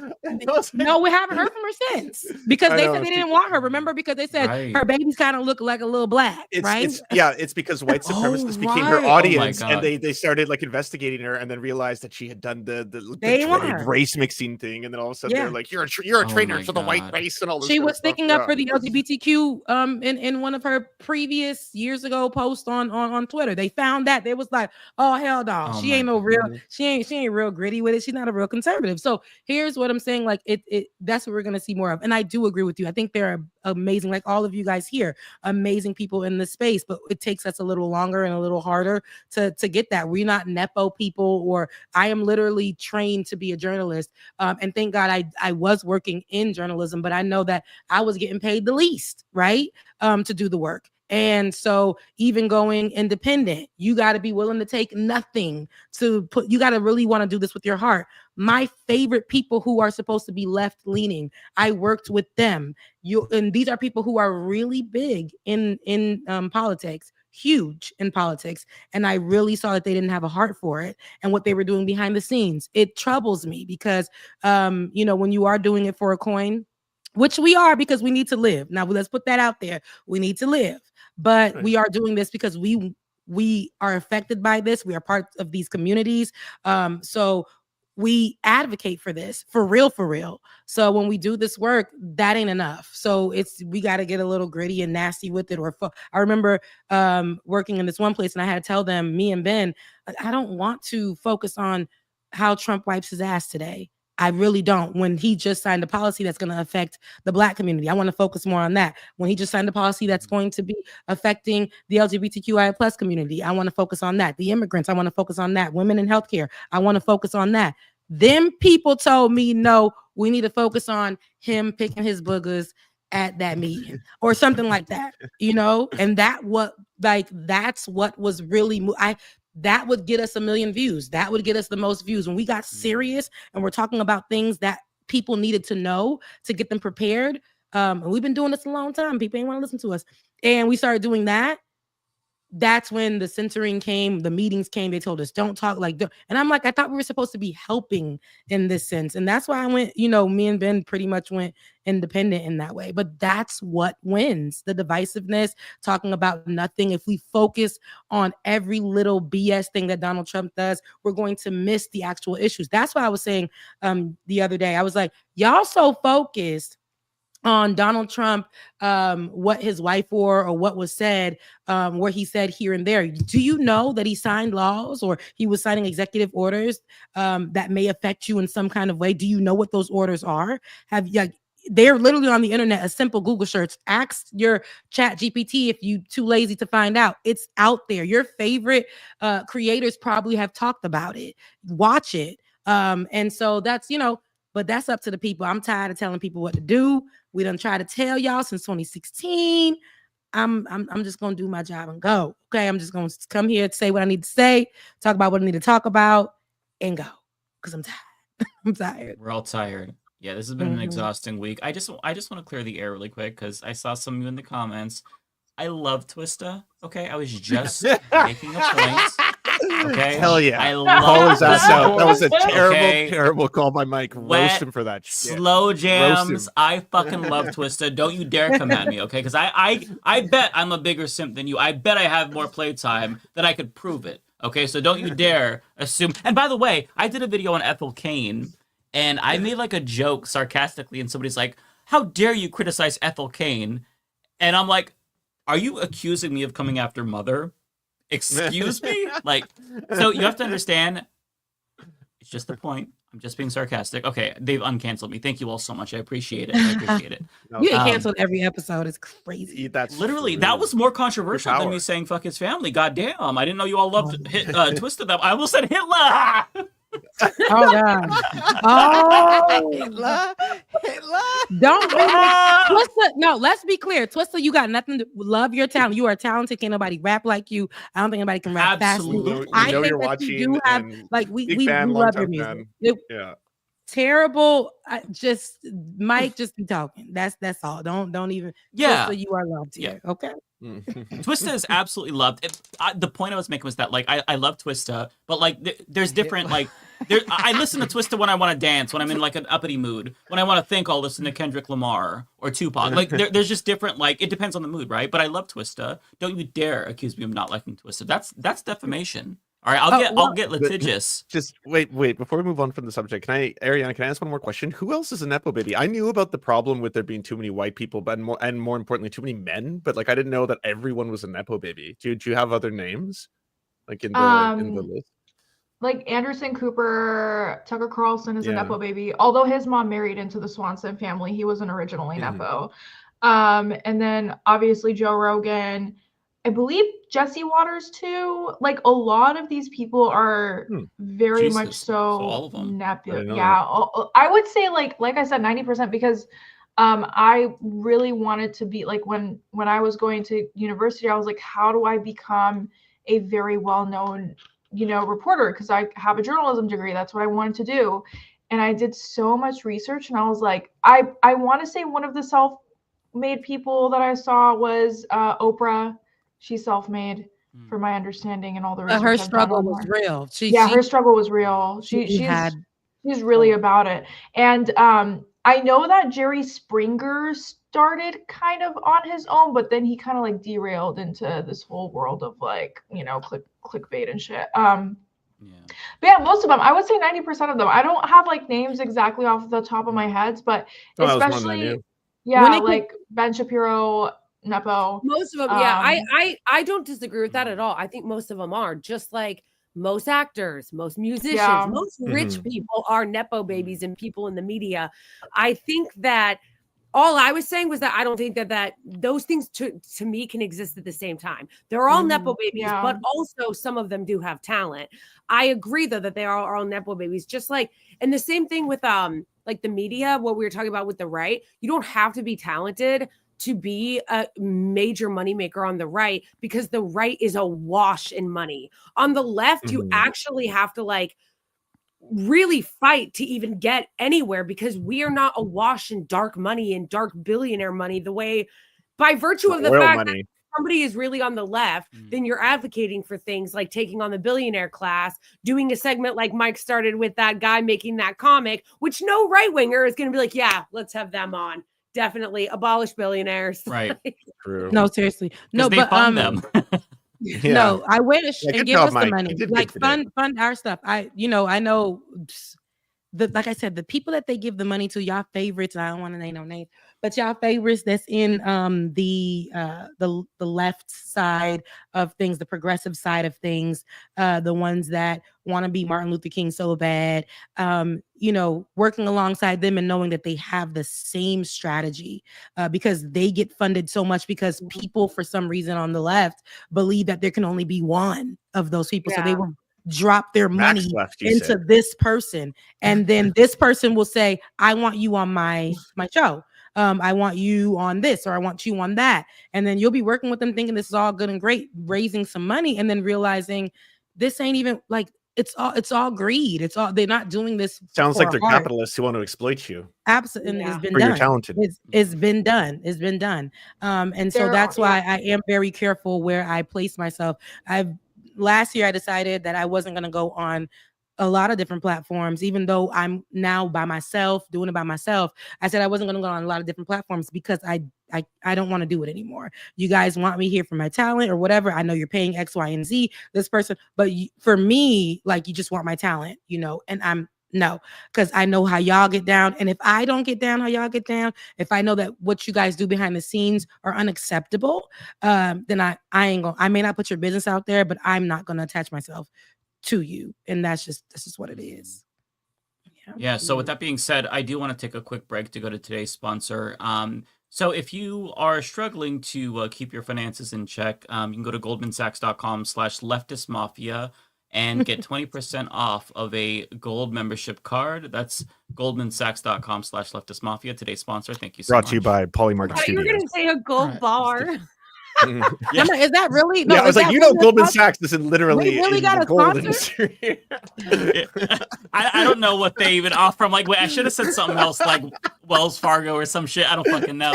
I They decided literally sell gold. I should have said Polymarket. Yeah, No, I That was remember adorable. That was adorable. Mike, did you ever get that Get video? your gold Look, I'm at like, Goldman Sachs. did you ever get that video? Did the We video sell ever come gold. up? Yes. Yeah, I do have it up if you wanted to watch it. Y'all can see it. Just see what I'm talking about. And I'm telling you, if Yeah, you because know I haven't Tubi, seen this yet. This is to me. This is what I said. It's giving 100% Tubi. Okay. And I'm Haitian, so I know what that looks like. So let's take a look at this. I love Tubi. It's Going back to Haiti. One of those threats is this illegal alien from Haiti. ICE says he's a gang member with 17 criminal convictions in recent years. Trump, you feel me? Yo, Biden forever, bro. Thank Obama for everything that he did for me, bro. ICE Boston quickly takes down its next targets, including this illegal alien from Brazil who has an Interpol red notice for armed robbery.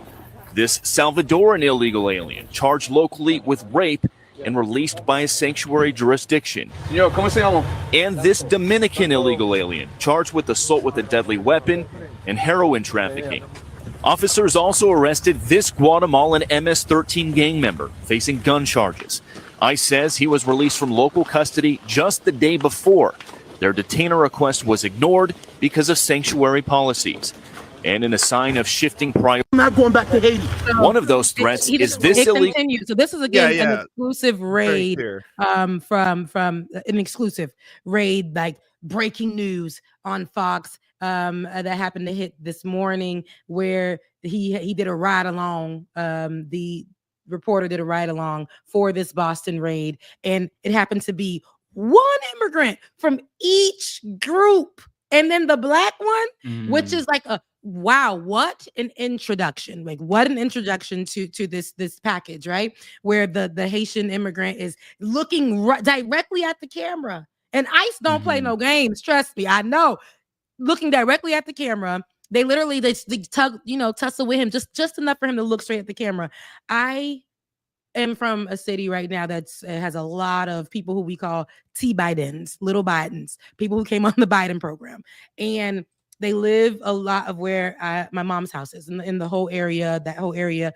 And not one of them speak highly of Biden. They just know the program that they came off of. They don't know Biden's policies. They don't know, oh, I love Biden. I love Obama. It's none of that. So they would never say that. And then it feels very contrived. I'm never going back to Haiti, man. If you know, Haitians have one of the most different accents of the Caribbean. We don't have the same accents as a lot of the other people. So when they speak English, it's different. So if he was from Haiti, he wasn't part of the new. We called the other ones TPS, and before that, we called them. We had a name for every group of people that came under whoever. And so this ain't. And if he had all those charges that they said in the beginning.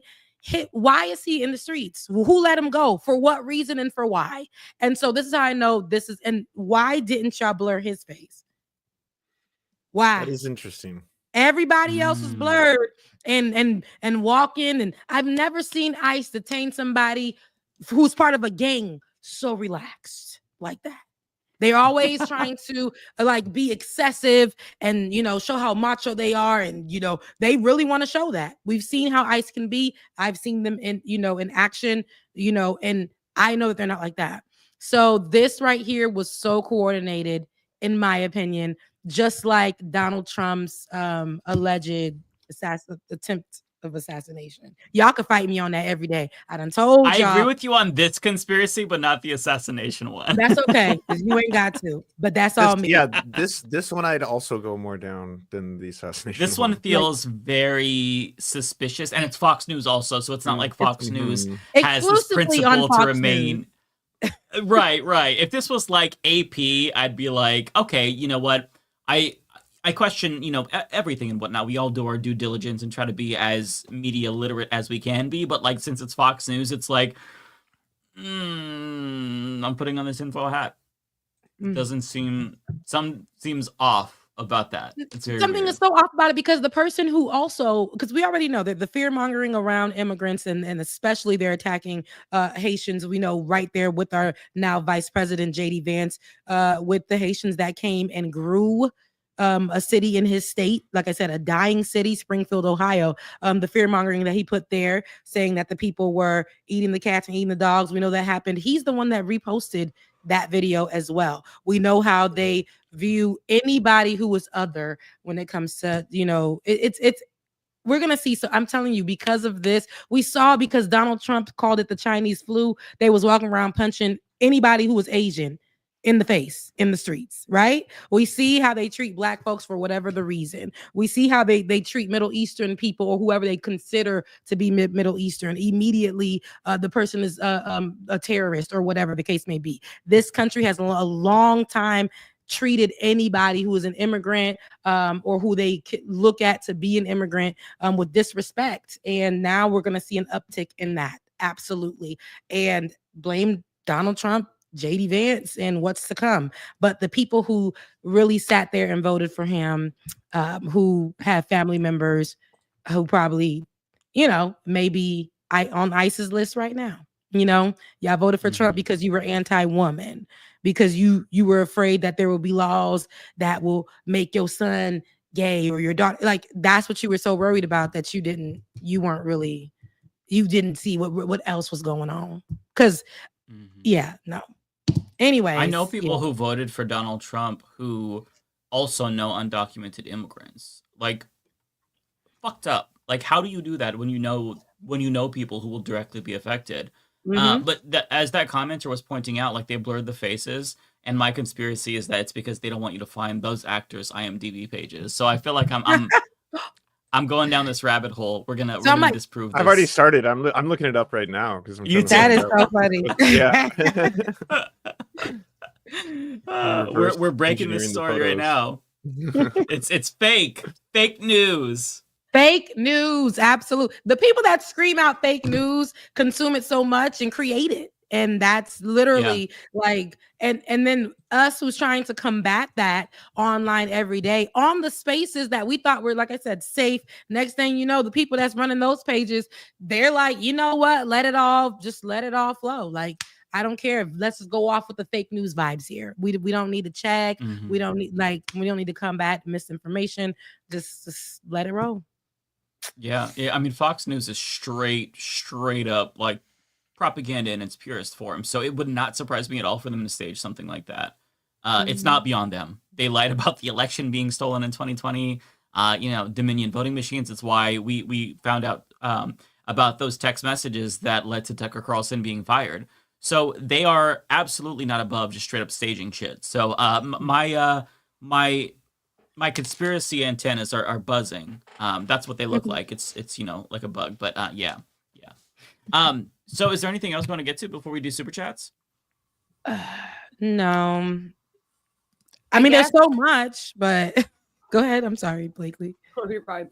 Because I gotta run soon, so I just want to restate my case before you guys get to the super chats. And first, thank you again, Mike, for having me on. I really, really appreciate it. Yeah, appreciate you coming on such short notice too. Oh, yeah, of course. And also, great to meet everybody. I just want to reiterate again that I am under assault by the censors over at YouTube, and I'm still waiting to hear back from them to restore my account. That is what I want them to do. I want them to restore my monetization on my account, which is just at I am Blakeley on YouTube. And I also want them, they're not going to apologize, but I also want them to restore my video because my video didn't do anything wrong. And yeah, I've been waiting to hear back from them for 2 days as they said that they were continuing to look into it. So I don't really know what the answer is except for to continue to speak out against it and to continue to ask all my comrades in leftist media to continue to advocate for me until they reverse this injustice. Absolutely. Yeah. I saw your video on it when Mike shared it with us, and I I hate that for you. I really do. And I don't, yeah, we need, because if they'll be on every creator on YouTube who does this type of work, we'll see more of them start or us start getting hits. And that's scary, but I hate that for you. And I hope that they do restore your stuff. Yeah. So as I continue to talk about it, which I will, and continue to hopefully go on other shows to talk about it and put pressure on them. Yeah, if you guys could just continue to speak out for me and share my tweets or whatever whenever I continue to complain about it, because that's the only thing I know how to do is not shut up about it, because I feel like they just want me to go away, but I'm not going to go away. No, be as loud as you possibly can. That is literally the only thing that anyone has found to have worked. Like I was telling Blakeley in a DMs last night that like I just stayed silent for a month and was silently suffering because I'm like, it'll get sorted out, and then I like talked to Cabernacle, and I'm like, what the fuck? He's like, what do you do? Like, you need to sound the alarms and raise hell. Otherwise, they're not going to do anything. So I made a video about it. I, tweeted about it nonstop and tried to get as many other creators retweeted as possible. And that's when they finally took it seriously. So like, I'm optimistic that they are going to restore your monetization. They'll never apologize. They might not restore the video, but I think that they will restore your monetization. It's just a matter of like getting them to not be able to ignore you, essentially. So yeah, we're gonna be blasting it for you as much as we can, Blakeley. Yeah, and real quick, the only reason why I'm making such a big deal about wanting them to restore the video is because I really think it's dangerous to set a precedent that they think it's okay to call talking about Palestinian liberation terrorism. I don't think any of us should accept that. Right. No. Yeah, I agree. Yeah, I agree. Yeah, so we're absolutely rooting for you for sure. Yeah. So lots of new subs too. People are saying that they're subbing to you. Everybody go sub to Blakeley. Oh yes, please do. My my hostage YouTube channel is just at I am Blakeley also. And thank you again so much. And I'm gonna continue to talk about this until hopefully they fix it. And free Palestine from the river to the sea. Thank you, everybody. And I will talk to you guys soon. Bye. Yeah, take care. Bye, everyone. Bye. Nice to meet you. Bye. I know that there's super chats for. I'm sorry. What?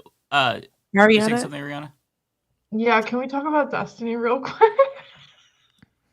Destiny? You mean Epstiny?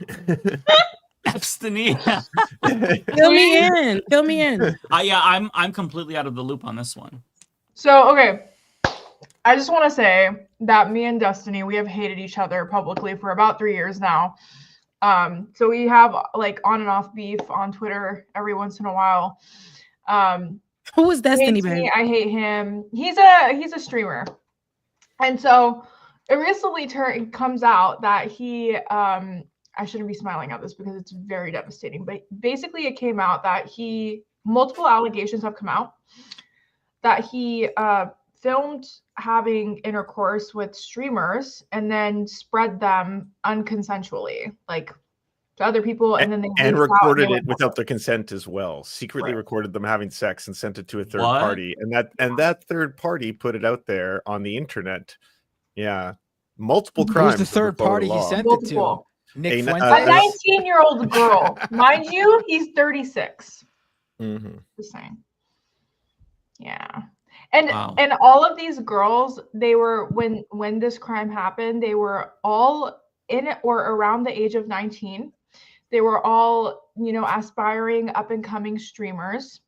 So Jesus. He definitely Hassan worded it amazingly. He said it feels like a sex cult, and I feel like it was. Like he had a lot of orbiters around him that really would like bat for him and attack people if they came after him, no matter how abhorrent what he did was. And it turns out now we know why. Like they were all kind of wrapped in together. This stuff was going back apparently 13 years. Like 13 years 13 ago, years, an accusation of leaking someone without their consent. And there's so many things that have happened along the way that no one's talked about. Just an entire network of people either protecting him or keeping it quiet or trying to pay off potential victims, stuff like that. Like it's pay off their legitimately bills. Bad. Yeah, I have a full YouTube video about it coming out this week. But these streamers have also filed criminal criminal complaints to police, and they're going to go legally after him too. But there's a civil lawsuit too. Yeah, there's a civil lawsuit too that I'm Damn. assuming a lot of women are going to be on, because this has been the most like oldest allegation that I was able to find on Reddit was 13 years, like Lance said. So how many women were a part of this? Like, God knows. Jeez. You see what I'm talking about? What be happening in the background for y'all favorites? They don't be no good. So he wasn't streaming that long, right? He was doing what was he doing before? 13 years is a long genocide liberal. Oh, he started out as a StarCraft 2 professional player, and then he basically started. He started just chatting politics on Twitch. He was doing it back when it was called Justin TV, and he really did make it like popular on the platform. Like for all the horrifying things that he's done, that's like just the reality of the history of like politics on Twitch.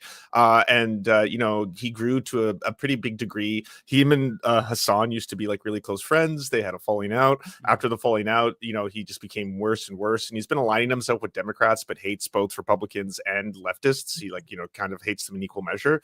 But you probably know him from the last year as one of the most and biggest streamers who's been an advocate for Israel and everything they've been doing. He's been debating every academic you can name from it's unreal. I do know he's helping Ethan. Right, he's helping Ethan Klein with the Hassan content nuke as well, right? Or at least his well, I don't think they're working directly together. I think that his subreddit was being used to basically mine clips and stuff, but I'm sure all of that is getting edited out now because Ethan that delayed it completely, shut down. That's how I learned that there was I wasn't like privy on what was happening, but I saw that Ethan was delaying his video for a week because he doesn't probably have to edit out all of your that association now. I haven't had the tea, but that's interesting. That's really fucked up though. How many people are alleging this? Three women have come forward. One of them is his ex-wife, who said that she had revenge porn shared without her consent. During the time when the two of us were like fighting each other a lot because of the whole I was battling Lauren Southern stuff, he apparently was having an affair with Lauren Southern in the background the whole time. Lauren Southern? Yes, the white supremacists. They were like, he was having an affair. Yes, there's leaked DMs of their relationship. Does he have a thing for far right wingers, man or woman? He's got a thing for Nazis, apparently. Yeah. Yeah. So? Do we know about the Nick Fuentes thing? Yes, and the Fuentes thing. As much as I would love to be like, it's 100% confirmed that he sucked off a fucking Nazi.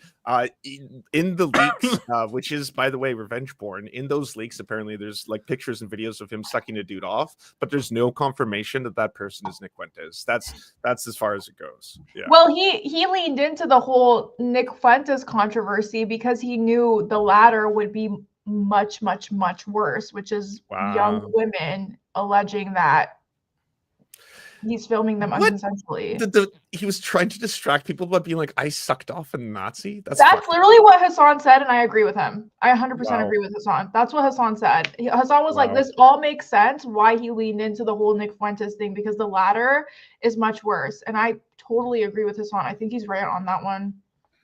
That's the first time I've ever heard of that play, but all right. Wow. I don't even know how to process that. That's messy as hell. I don't even know these people, but you lean into sucking off a Nazi to potentially hide other alleged criminal. Like, my mind is trying to process that. Like, what the fuck? Oh, wow. And what's crazy is that the Democrats, okay, so here's what's really weird about it. So he was apparently, interviewing people like Marianne Williamson for the next DNC chair. He's got very close ties with the DNC and the Democrats, and they work with him a lot, but they didn't give him a creator pass to the DNC. And he was really mad about that because he was like, he was damn near like crying on stream about it. He was like, I do all this work for them. They didn't, but it's because he's like this. He has his whole entire content is rage bait, clickbait, gotcha. Like, we all know that. But now I'm just like, I'm wondering if the Democrats are going to continue to work with him because these are their New York event was canceled. They canceled it. There was two politicians going to it. The whole thing's been canceled. Wait, what New York thing? I can pull up the names of the politicians, but he was meeting with 2 politicians and they were going to do a canvassing event in New York. He does a lot of Canvassing canvassing for with the who? Democrats, and he gets paid Was it a Richie lot of money to do Torres? it. For what? I don't think so. What's I'll what's pull it going up. on Give me a right sec. now that he's the canvas for? But it's just like so crazy to me because I was like, I don't know if the Wow. Democrats are going to keep working with it. And another thing, Destiny always has something to say. Always. I feel like anyone says anything, he's answering really quick, making videos about it, clipping it, gotcha, whatever. This man has been silent.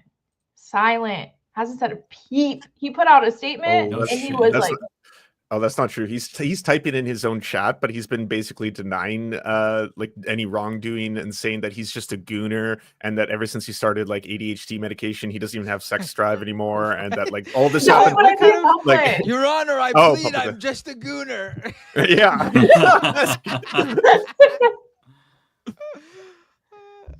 no, publicly he hasn't said anything. He's actually taken a break in February.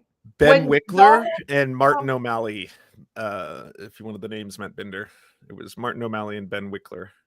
I don't know who they are. Oh no! Aren't they not running Ben against Wickler. each other? Oh, no. For the DNC chair? He's the lead candidate for progressives for the DNC chair, right? Mm-hmm. Yeah. Oh, that's good. Good. He's thing sussy. He was endorsed by Schumer, and now this. But he's been around for a long time though. Yeah, he has bona progressive, fides for sure. It's not like I think he's legit. But it's a good thing he canceled this this thing. Why is he hanging out with Martin O'Malley though? We don't need Martin O'Malley. Wouldn't you want to hang out with Martin O'Malley? I mean, if I had the chance to hang out with Martin O'Malley, that'd be a hoot. Like O'Malley Mentum. O'Malley Mentum. I was an O'Malley man back in 2016 before I was a Bernie bro. Huge fan of him. I'm obviously kidding. Mike, where did you see that was canceled? The organizer of it live streamed yesterday, and he's also like someone who does shows with Destiny, saying that ever since the obvious horrifying news came out that he has canceled the event, and now he's no longer going to be making content with him. And yeah, who? Which streamer? Jesus, you have to make me look this all up again. I don't know. I know. He's fact checking it. I need the name now. Scrutinizing it. What's his social security number?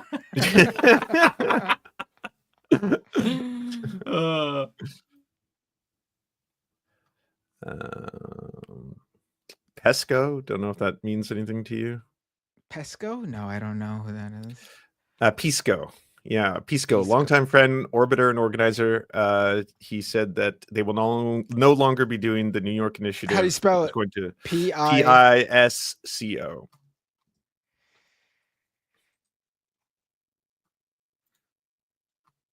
Oh my god, I found the Destiny wiki. Oh my.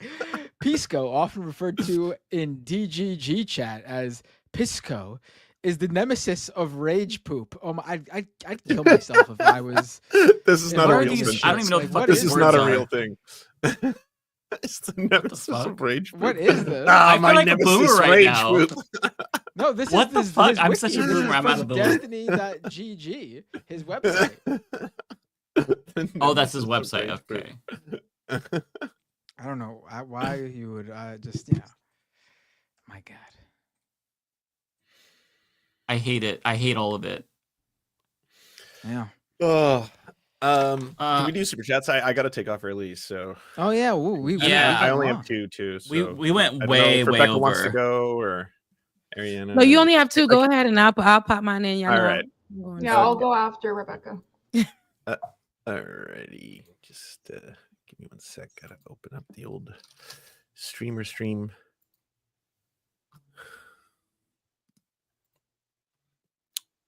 Sorry, all my tabs crashed. Likely story. Shy Lurker Guy, thank you for the $13.99. Joe Rogan on the no free speech in Canada a few weeks ago, maybe referring to Meta blocking news links in Canada due to the federal bill C-18 requiring Canadian news outlets to be paid for links. And just so anyone doesn't know or doesn't know about that, it doesn't seem to apply to Daily Wire people. They're still allowed to post the things they want. Soul Life, thank you for the $2. Wait, what was that you said you. about daily? What was that? I missed that. What was that? Apparently, you can still on Facebook in Canada post Daily Wire stuff and Daily Wire content, even though you're supposed to have all news links were blocked because of a federal bill that got passed. Well, and that's Facebook said they Daily had to Wire is comply. a news. There you go. Simple question, and I answered it for you. Yeah, I mean, you're not wrong. And then finally, thank you to Rhizome for the raid. Everyone say hi to Rhizome. Rhizome raided us while we were all talking.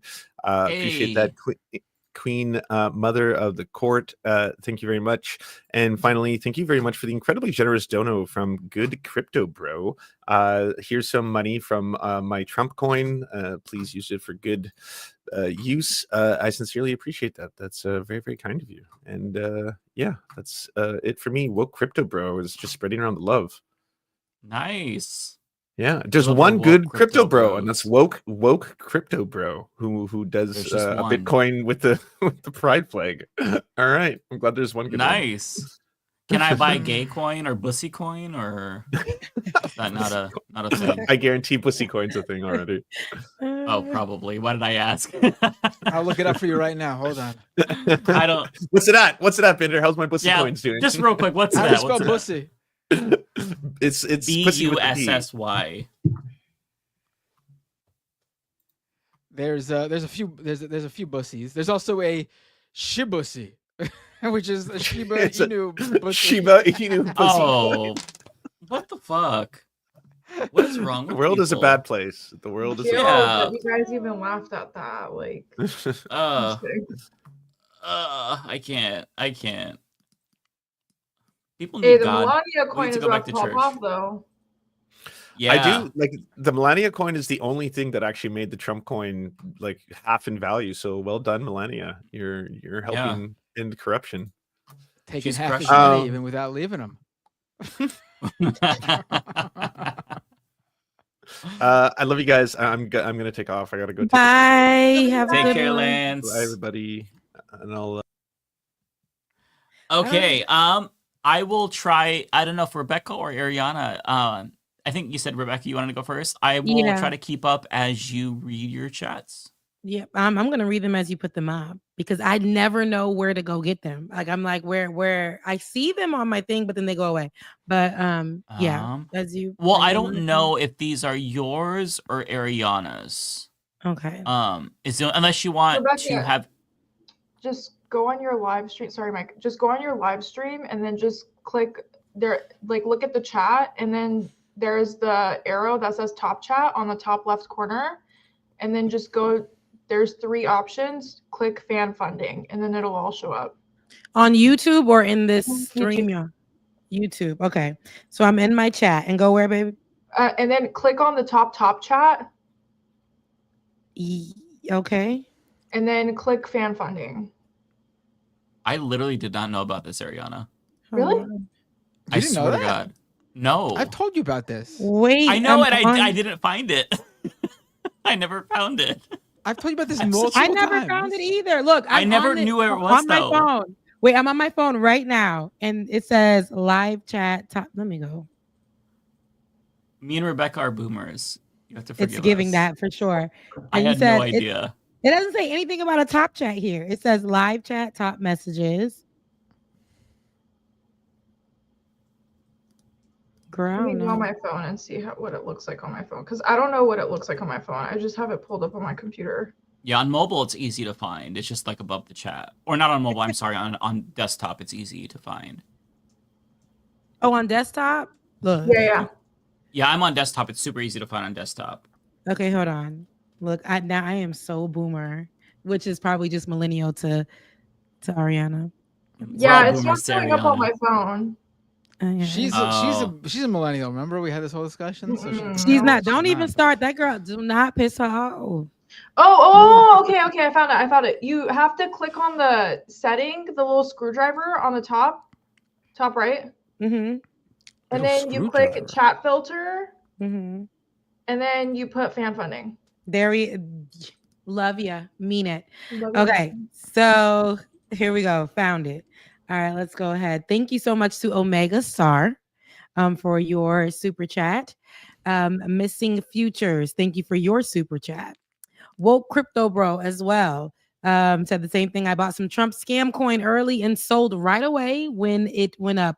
My hope is that money was taken from Trump supporters who followed their dear leaders' instructions to hold it. So I'll take their money and redistribute it to y'all and other progressive causes. And I appreciate you for that, Woke Crypto Bro. I appreciate you.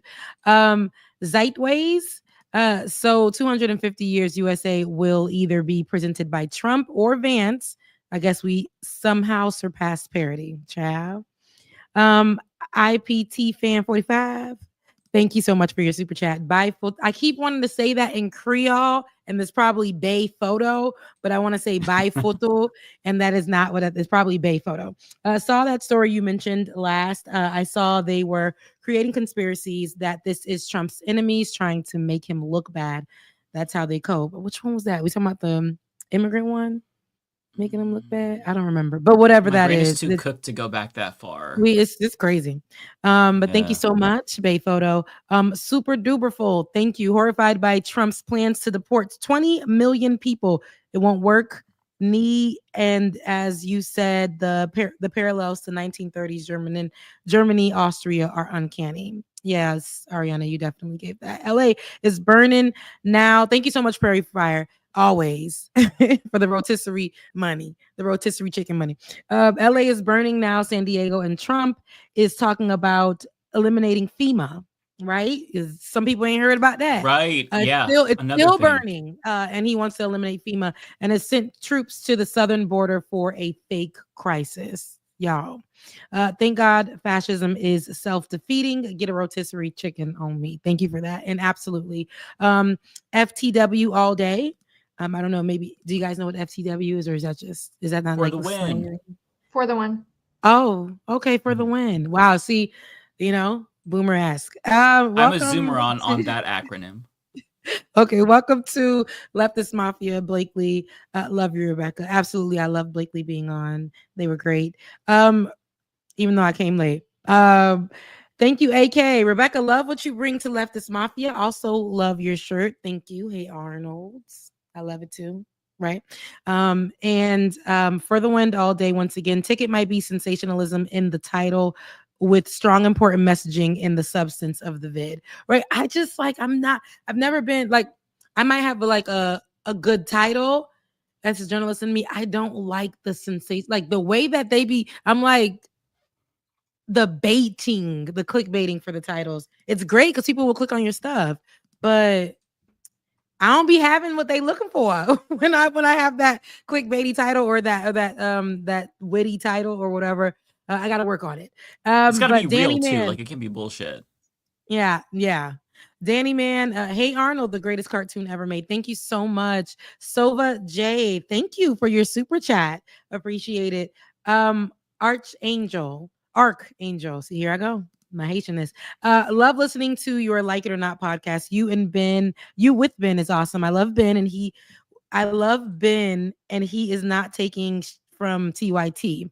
Keep speaking out hard. You are an amazing member on the Leftist Mafia. Thank you so much. Tracy Eva. Thank you. Your support. I always see you, and I know you rocking with me. Thank you so much for your super chat. And that somebody did send me something on Cash App. I don't want to miss you. May, don't want to give the last name because I don't know if this is people's government. So May, thank you so much for your Cash App. I appreciate it. You guys gave a little bit today. Y'all wanted me to stay on and talk to y'all a little bit. Okay.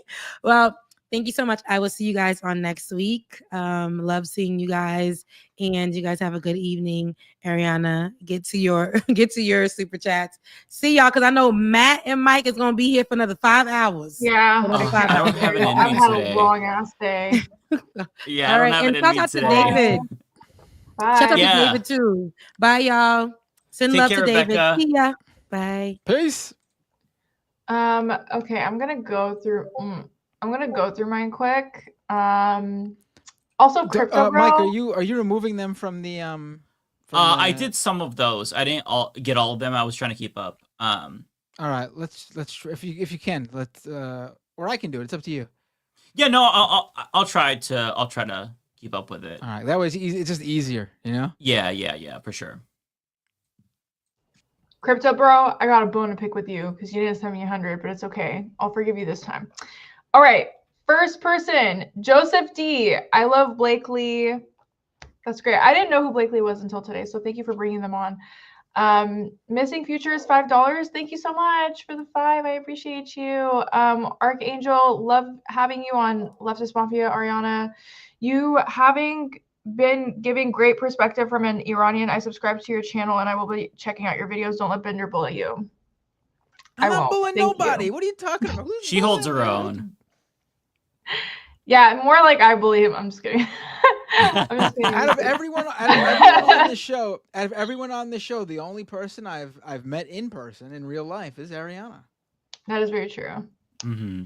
And I think the same for her, right? You didn't meet. Wait, you haven't met Lance, David, or yeah, I haven't met anyone else. Did you know Not So Rooted, Matt? Who? Not So Rooted. She's like Destiny's co-host. No, was she I've there? never heard of her. She was the main organizer of that event, and I didn't know she was That So Rooted until like at the event you guys were at. Yeah, until like Oh, the wow. end, and I was like, "What the fuck?" Like I would have never engaged in this if I knew it was her. Oh, I remember. I remember her now. She was. Did you all meet I'm her? not gonna. I'm not gonna. Oh, okay. I'm not gonna. Connect her. She's not him. No, she was very nice, but she was a part of the orbiters that would like talk shit to anyone that talked. She's added me before and talked mad shit, and I didn't know it was her, and she didn't know it was me, and I found out it was her until I found out at the end of the event, and I was like, oh, okay, good to know. But anyways, she was very nice to me. Okay, next person, Zateways. Do people know that Meta Messenger app apparently scanning all devices in every Wi-Fi it's connected to and other insane shit?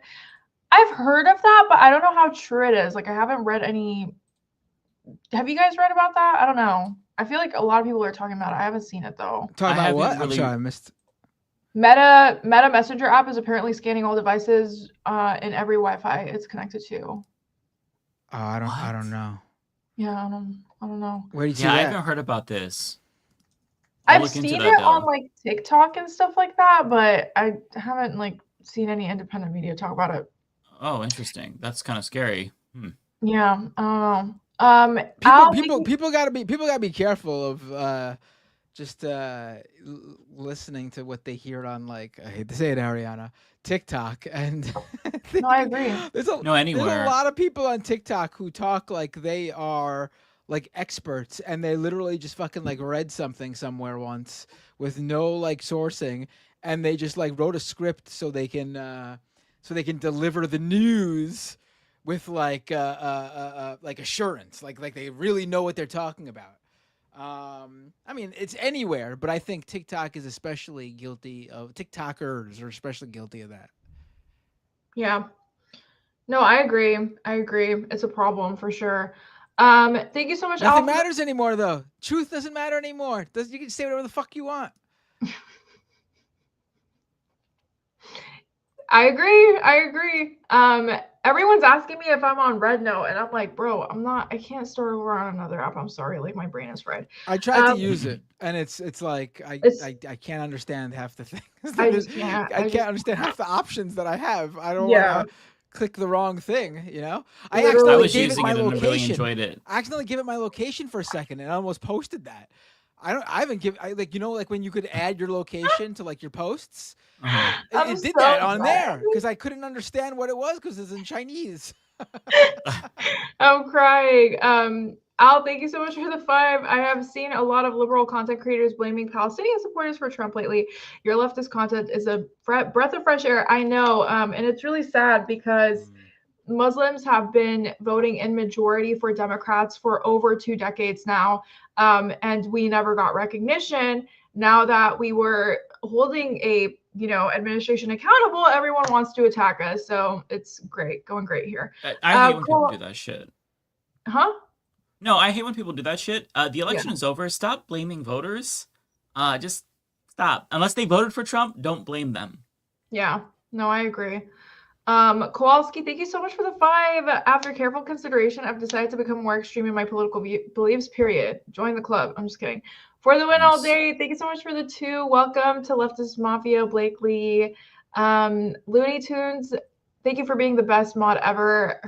Here's some dono for all of the trolls I kicked. I did have a lot of Russian bots in my chat today, so thank you. Oh. For the win all day, $2. Supposedly not so erudite. I don't know how to say her name. Was his Jiz Maxwell. I don't know how to say that either. Yeah, a lot of people are speculating that her and Destiny were like collaborating on this whole like allegations of the filming. I don't really know. I don't know her personally. I don't know how she engaged in it, but I mean, she is his close friend, so I'll say that. Rick's Americana, thank you so much for the $2. Check out Destiny's debate with Norm Finkelstein. That was pretty funny. I feel like everyone should watch that. Our channel, thank you so much. Archangel, thank you so much for the $2. Thanks, Ariana. You exposed Mike and Matt as boomers. Wait, don't bring Mike to that argument. It's just me and Matt. Mike is honorary Gen Z. Ariana exposes. Mike can't be a boomer. He hates them too much. I don't hate boomers. Mike's hatred is more towards like the silent generation. That's actually fair. No, I'm just kidding. Oh my god, that's so funny. I don't have hate in my heart for anyone. Django Fett, thank you so much for the $3. Tracy, I love you too. Thank you so much for all of your support, even on my Substack. Thank you so much for the $5. I love Tracy. I always see her comment. She's so sweet. Tracy's a sweetheart. We need more Tracy's in this world. Yes. Have a good one. Thank you so much for the $10. I appreciate it. Corey Springer, here's 1 out of 10 of Crypto Bro Super Chat. I give more, but this is close to being a crypto bro as I feel comfortable. Honestly, I respect it. I respect it. Also, I was joking about Crypto Bro. Like, it's okay. It's his money. He can do whatever he wants with it.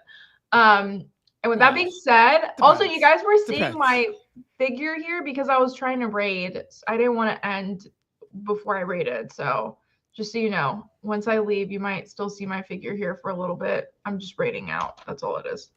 Okay. Y'all were debating if I was going to pop back in. I'm too tired for that. So, but yeah, anyways, thank you so much. Today was so fun. The guests were fun. I will see you guys next week. Take care, Ariana. Okay. Bye. Okay. I can... do you want me to read mine first? Yeah, go ahead. Why not? Okay, I might have to dip after mine. I'm gonna try to stay, but I'm super tired too. So we'll see how I feel. I'm not tired. Too much today. I did have some extra caffeine, so that kind of. Let's do this. Go ahead. Here, I'll try to shut up too. I won't comment unless it's absolutely necessary. If somebody comes in with a wrestling super chat, it's over. We're done. We'll be here until 2 a.m. No. Thank you, Patrick Redman, for becoming a YouTube For member. anyone who's about to that. post a wrestling super chat, though, you got to give more than like $20 for me to. Don't try to. You heard that, and you're like, oh, I'm gonna drop 99 cents to get an hour's worth of more content. Because you're getting a lot of content out of a super chat about wrestling from Matt, so you really have to pay proportional to what you're getting for sure.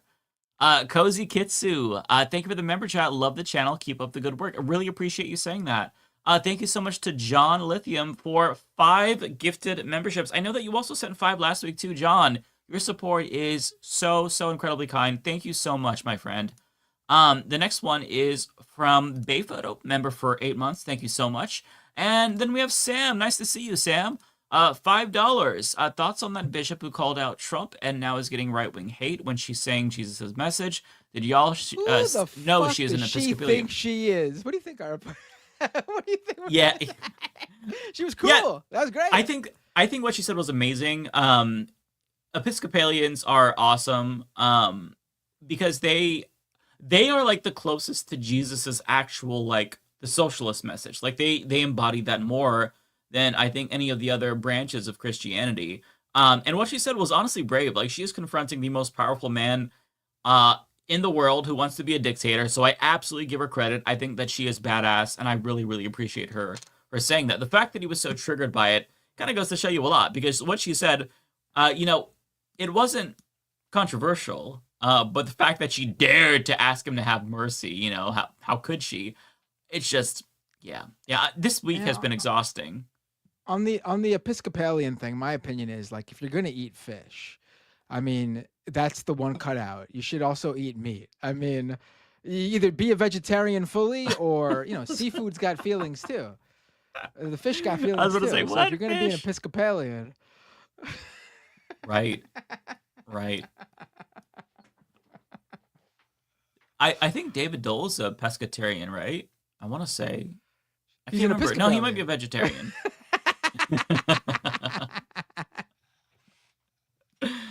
Oh, okay. Earth creatures. Thank you for the $2. Harriet Beecher's Uncle Tom's Cabin needs mention. I'm not sure what that is, but you just mentioned it, so there we go. Mission accomplished. I'm not familiar with that. I haven't been too online this week, so that's part of my problem. Dustmite DeBoomer, thank you for becoming a YouTube member. Zeitwise, thank you for the $5.99 249th season of this show called USA is Really Wild. It is. It's getting close to the series finale, so shit's getting a little bit crazy. what do they say that most empires last for like 250 years or something like that? 250 years. We're in year 248. It's getting. No, we're in year. Are we in year 248? When's the 250th anniversary? I don't remember. We're around 250. I know that. I can't do the math right now. It's but, close. It's gonna be under Trump. Ooh, that's ominous. Yeah. Notary, thank you for the super sticker. There's a number of big events that Trump is going to be the president during, and he's going to use the Olympics in Los Angeles, the World Cup in the U.S. and Mexico and Canada, which I'm sure he'll act like it's just in the U.S. because Mexico and Canada are now part of the U.S. apparently. Yeah, true. And then the 250th anniversary, which he's gonna go. We're gonna be like a Kim Jong-un North Korea status military parade down the streets, I'm sure. Oh yeah, it's gonna be a spectacle. It's gonna be tremendous. Okay, so Notary sends a super sticker. It's a little cow or a hippo falling, their chairs breaking, and it says wrecked. Thank you so much for that. Appreciate you. Dirty Pirate, thank you for the incredibly generous $20. Really kind of you. Thank you for continuing to spotlight progressive literature. I've been reading Rafat Al-Arir's If I Must Die after hearing Mike speak on it last year, and it's been so incredibly moving. I'll definitely check out Jim's work. Hey, yeah, for sure. Yeah, by the way, Rafat Al-Arir, I don't know if the book is out yet or not, but his book was almost a bestseller on Amazon, or it was in the bestsellers. So definitely check that out. I think the actual book name is If I Must Die. It's named after the poem. He was the Palestinian poet, for those who don't know. And that poem is so incredibly moving. So yeah, I want to check out his book as well, because I think that he is, we lost a great one. So yeah. Thank you for reminding me about that, Dirty Pirate. Sam, thank you for the $2. Thoughts on Snoop and other rap signing for Trump? It really is depressing, honestly, but I think that Ariana kind of nailed it when she said that it's just it's about the money. They're getting paid a lot to perform, so they're taking the money. It sucks, but I guess people don't have principles. Snoop Dogg is a little different because he huffed and puffed so much about Donald Trump, and I've been such a huge fan of Snoop Dogg. Honestly, almost the simp for Snoop Dogg. I've been a huge fan of him. He's one of my favorite artists. Don't simp for anybody. You gotta learn your lesson, folks. By now, I should have learned my lesson. We've talked about how all of my music heroes have been just terrible. Kanye West. I don't have to go through the list. All of them are just bad people. I don't know. Okay, so the next one is from Bay Photo. Thank you for the $5, Bay Photo. Time to get some megaphones and remind folks on a daily basis their financial and material conditions are not improving. They're continuing to crumble. Absolutely, Bay Photo. 100%. Terabyte, thank you for the $5. Appreciate you, Tara. To the panel, is there anything you can do to help Brian and his friend? Ice took his friend. Yeah, thank you. I believe that Tara sent this before we talked about it on stream. I'll just be in touch with Brian, and next week on the show, maybe he'll have an update. There's not a lot that I think he's able to do right now, but maybe by then we'll know something. And if maybe she creates a GoFundMe, we can share that. Because it's kind of probably going to be a game of wait and see. I would imagine that his friend is going to be released since she's a citizen. But Wait, we're what probably happened gonna have again? to wait. I remember you talking about this earlier. What happened? Yeah, so Brian, his best friend, Brian was he's a mod in my chat. Okay. His best friend was abducted by ICE. And they're a citizen. So he had ICE on his street as the show was happening. And he was talking about it in real time as it was happening. They got his friend's got a case here, I think. You can't just do that shit. Right. So and by the way, I think that, from time to time we've talked about this. It's gonna happen. His friend is not going to be the first citizen to get wrapped up in all of this. There's going to be probably a lot of American citizens that will be wrapped up in this as well. So just, just we'll be updated on the story, I'm sure, by next week, and Brian can let us know for sure. Thank you, Tara. And this was the one that we shared originally. This is the one I saw first. Best friend, U.S. citizen seized by ICE. That is fucking insane. That is insane. I'm so sorry that you have to deal with this, Brian. And then my dogs are goth sends a member chat saying fuck ICE. Yeah, absolutely. Fuck ICE. Abolish ICE. They are the fucking modern day equivalent of the Gestapo. Kowalski, thank you for the $5. Which wine pairs best with a crumbling democracy, or is this really more of a liquor situation? Feels like a liquor situation, to be honest. Vodka sounds good right now. I'm more of a whiskey man myself, but I agree that it's definitely more of a liquor situation. I felt like I was mentally prepared for this week and for Trump to take office, and it's not like anything that he did is surprising to me, but just seeing it unfold in real time is very, very draining. So yeah, I would say it's a liquor situation for sure. You know what was really helpful for me? I basically just paid attention to the inauguration in the background. It helped that my kids were home because it was Martin Luther King Day, so they didn't have school.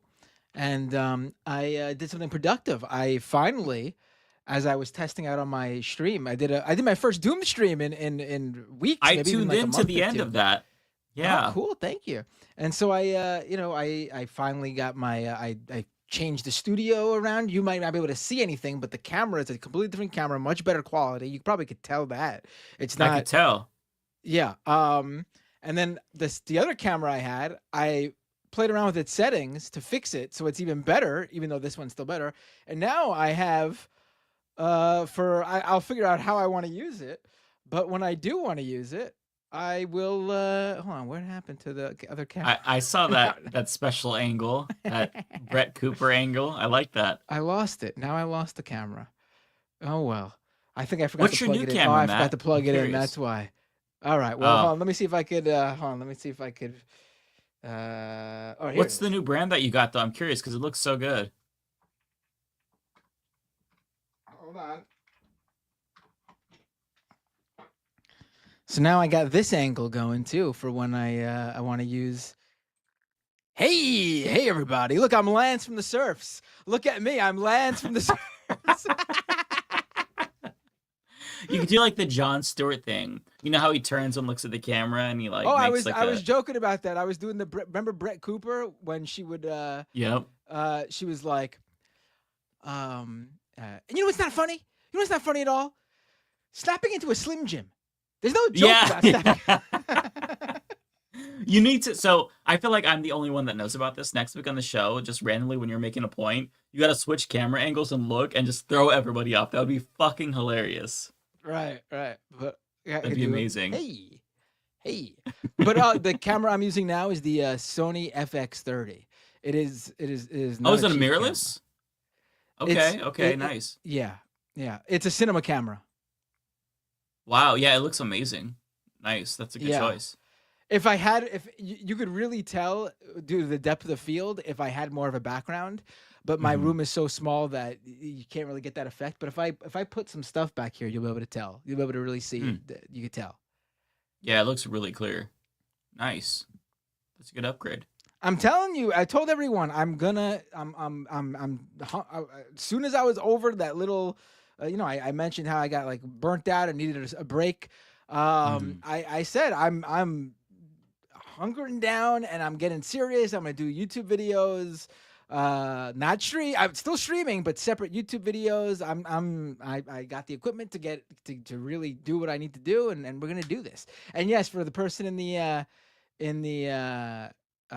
chat who said Sony makes good cameras, the friggin' focus on this camera is insane. Like compared to the Panasonic over here, the Panasonic cannot. Like right now, it's good because I took a lot of time to do the settings. But if I really move around, this Panasonic might lose me. But this one, I can do whatever, and that it's crazy. It's a good camera. Yeah, you can It's worth tell the money, that I is guess. crisp. Yeah, no, it's really crisp. It looks good.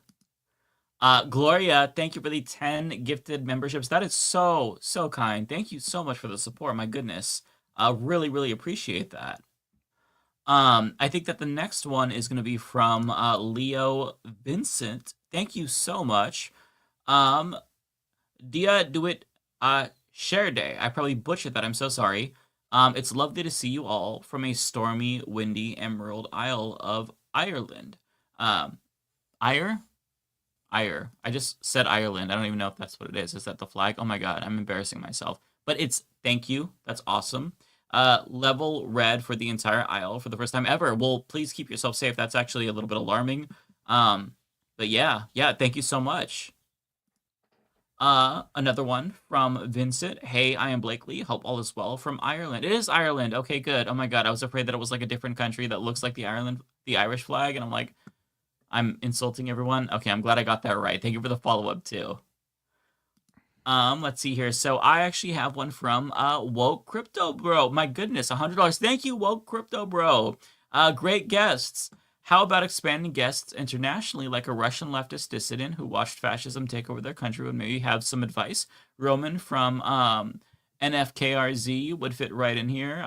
If he can't, maybe Natasha's Adventures or Sanction Ivan. Yeah, I would love to have international guests. I think that some of our international guests have been awesome. I hope he's doing fine. I haven't heard from him in a little bit, but he's probably doing good. I've had on for my coverage when the Russia first invaded Ukraine. There is a great young socialist in Russia, leftist socialist. I said that already. Who I had on my show. I think 2 different times to talk about the war and also how the right wing in Russia and the U.S. influence each other. It was very interesting. Igor, yeah, he's great. Yeah. I would love to have on international guests. We've had people from the UK. We've had people talk about Indian politics. We've had a Palestinian on. Yeah, I think that that's actually a really good idea. So thank you so much, Crypto Bro, and really appreciate the kind, super generous chat. Okay, so the next one here is from Super Duperful 50. Thank you so much. Also, another really gigantic chat. Really appreciate you all. Thank you, Mike, for your fiery resistance to all the BS, especially last month. Well, hey, thank you so much. Appreciate you. Really appreciate the support there. All that super chat money is coming in from Mike. He might be able to actually build that window for real behind him. I can get myself a Sony camera. It's a good camera, and I would like to use it outside of the studio too. It's I feel like it's it would be nice if I said studio, but it is a studio. This is where all my equipment that's your is. studio. If you were to look in here, I know what I gotta do. I gotta extend the wall padding around, so then I'll have it in the background and get some classic bisexual lighting, and then you'll be real. The camera will really work its magic. Yeah, the bisexual lighting is like the special touch, you know. It really makes a world of a difference. It's crazy. Right. For the win all day, thank you for the $5. I'll be on the porch with the torch ready to scorch. Mike, Twista was my junior high stuff. It was my junior high stuff too. I love Twista. Okay, no disrespect to Twista. Love Twista.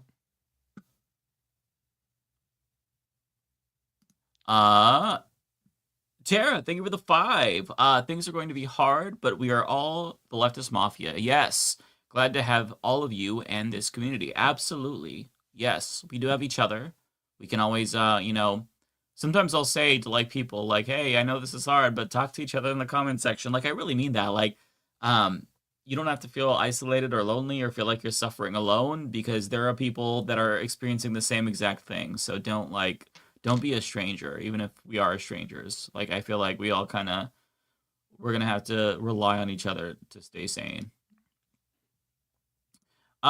Vincent, thank you again for a $10 chat. Appreciate that. This is for Rebecca. I wonder if they will round up the Irish that overstayed their visas, supposedly committed a crime like all the other ethnic minorities rounded up. I think not. Got the bell of shame on. Yeah. I mean, immigrants from white countries are not going to be the target. And I think that they're not even pretending like, that's the case. We never hear complaints about refugees from Ukraine or Eastern European countries. It's just people from countries that have predominantly black people or Hispanic people. They know what they're doing. They're not clever. They used to cloak it in, we just care about legal immigration. They don't even pretend anymore. So it's just it's a fascist movement, and it's sickening, honestly. There's not words to really articulate how gross I feel about this situation. It just feels hopeless to even talk about it, because it's not going to make a difference, and my words can't sufficiently convey how fucking maddening this is. Archangel, thank you for the 10. Loved your video about Germans being upset about the USA accepting fascism. It's really sad our country has learned nothing, and we are going down the Germany 1930s path. Our country is fucked. Yeah, absolutely. Yeah, thank you. I'm glad that you enjoyed that video. I feel like it's nice to bring in an outsider perspective, because, when you're in the trenches, it's easy to get complacent or not take it seriously or feel like everybody is being hysterical. But when somebody on the outside says, hey, I've got a fresh pair of eyes, and what's happening there is pretty fucked up and scary, I think it hits differently. So I felt like it was good for them to say that, and I wanted to signal boost the points that they were making, because I felt like it was super important and convincing. Rachel Atwood, thank you for the $2. Remember the sane progressive from 2015, is she? Oh my god, I do remember her. Debbie. No, she turned out to be totally insane, like a psycho fucking Alex Jones election conspiracy theorist. Who? Damn, I don't know what she's up to. A sane progressive. This was she popped off in the same year that I started doing YouTube, and she was like a progressive Bernie Sanders supporter, and then just she went Jimmy Dore at 10 times speed. It was wild and to she's see. called the sane progressive. She literally named herself the sane progressive, and then descended into madness. So crazy. Terry Lightning, thank you so much for becoming a member. Joshua Keller, thank you for the 5. I'm giving money to Mike to say that I loved Binder's The Unseen t-shirt he wears sometimes. Well, Binder. Oh, thank you. Your Unseen t-shirt. It's awesome. They're a good band. Gwick, thank you for the 5. I'm a real boomer, and I had to look up what SMH means today. I love that. That's okay though. There are certain acronyms that I don't know either. So it's, it happens. We can't be down with all the slang and the lingo at all times. It changes pretty fucking fast, to be fair. Archangel, thank you for the $5. Mike, you are lame for not staying up past midnight. It's perfectly normal. I know. In all honesty, I usually do stay up past midnight just reading until I fall asleep. But not tonight. I'm probably gonna go to bed early. I'm tired. Bwood171, thank you for the $10. Was going to donate to Binder, but then he had to go and make that bad joke. So now you get it, Mike. Oh, Binder, you should have played your cards right. C'est la vie. What could I say? Jim. Oh, this is Jim, our guest. Thank you, Jim. You don't have to send that. Appreciate the $10. Really kind of you. Thank you for inviting me on tonight, Mike. What a fun time, and appreciated the privilege regarding fuck billionaires. Yeah, I'm super stoked about this. I see how this works now. Mike's been booking all these guests. We got a bunch of guests coming up because he's doing a little pay to play side gig over here where you want to come on the show, you got to drop a little something in my YouTube chat. As a matter of fact, that's absolutely what's happening. You can buy access, okay? Mike, all of a sudden, we've had weeks of no guest, and all of a sudden, these next couple of weeks, he's booked 2 guests on each show. Right. It all happened super quickly. Like, they all, at the same time, were in conversation with me. Happened so fast. Yeah. I don't know. Maybe they're paying the money me. hit the bank account that quickly. I couldn't believe it. The check cleared. So, you're on.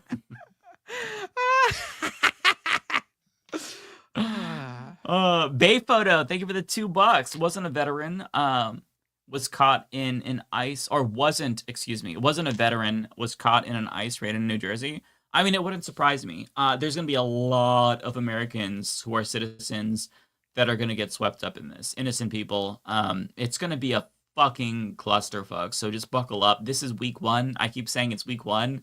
And so much shit has happened. It's been really difficult to keep up with it. But yeah. Well, that's all I have, actually. So it's all on you, Matt. Oh, okay. All right. I'm going to run to the bathroom, and I'll be right back, though. All right, I did sounds good. unstar all of them, so you should be all set. Oh, cool. Perfect. Thank you. All right, let's get started here.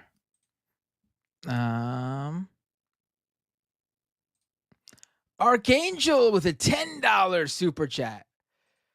Matt, you should do a video of the Trump meme coin scam he did like 2 days before the inauguration. Kyle did an amazing video, and I am blown away this was allowed. Corruption is literally legal now. Yeah, I've been following it.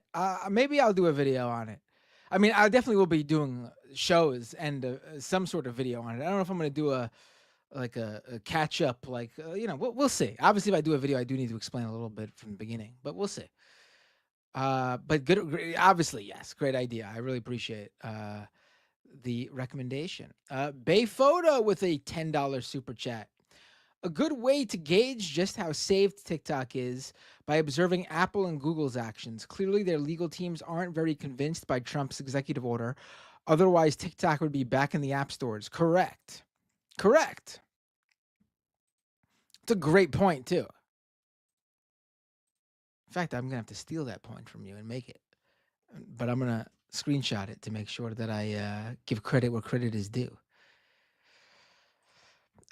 Tokyo Hans with a super chat. I wonder if Fuck Billionaires features a YouTube show called Sayoku Yakuza, Leftist Mafia in Japanese, with very charismatic hosts. Ooh. Kowalski with a super chat, $10 super chat. These past few weeks have done wonders for my weight training goals. Excuse me. Whew. Best pre-workout appears to be blinding rage and a desire for vengeance against the rich. Mike is mentioned in my manifesto often. Ooh. Tokyo Hans. I'm honored, Kowalski. I don't even know how much this is. How much is 2,000 yen? I'm assuming $2,000. I really appreciate that, Tokyo Hans. What a large super chat. Yeah. Mike's comment on you being more likely struck by lightning twice than becoming a billionaire gave me hope either way. I have been hit once already. 50-50 chance of one or the other happening now. I welcome either. Wow, you've been hit by lightning? How did That's it feel? crazy. That is insane. Probably not good. Charlie DeGitamar with a membership super chat. Member for 18 months. Jeez, thank you so much, Charlie. Considering the male slider happens after conception, we're all female now, according to the executive order. Awesome. I saw that, yeah. Rachel Atwood with a super chat. News from the Worcester Public Schools regarding ICE and buses. What?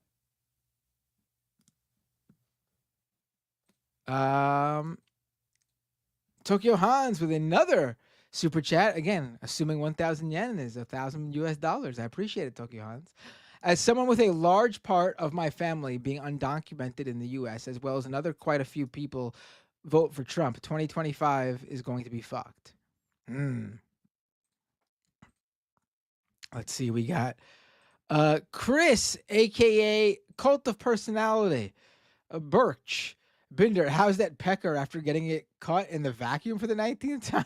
What? Remember, I love the hell out of you. Just trying to channel Michael. Did Michael say that? I don't know. Well, I've never done that. That seems very risky, honestly. Feel like I wouldn't have kids if if I had done that. It seems like a bad idea. There's got to be better ways for people to do. Got to be, better last minute sex toys if you really need them, folks. Please don't use a vacuum. That sounds dangerous. Cold Dog with a membership super chat for 17 months. Didn't Rogan become super famous for the Carlos Mencia incident? Also, I think he just had a lot of connections. What happened with Carlos Mencia and he exposed Carlos Mencia for stealing jokes from Bill Cosby. Was that him? Who did? Yeah, that was Joe Rogan. He did it on stage also. So it was really embarrassing. It basically ended Carlos Mencia's career, if I'm remembering correctly.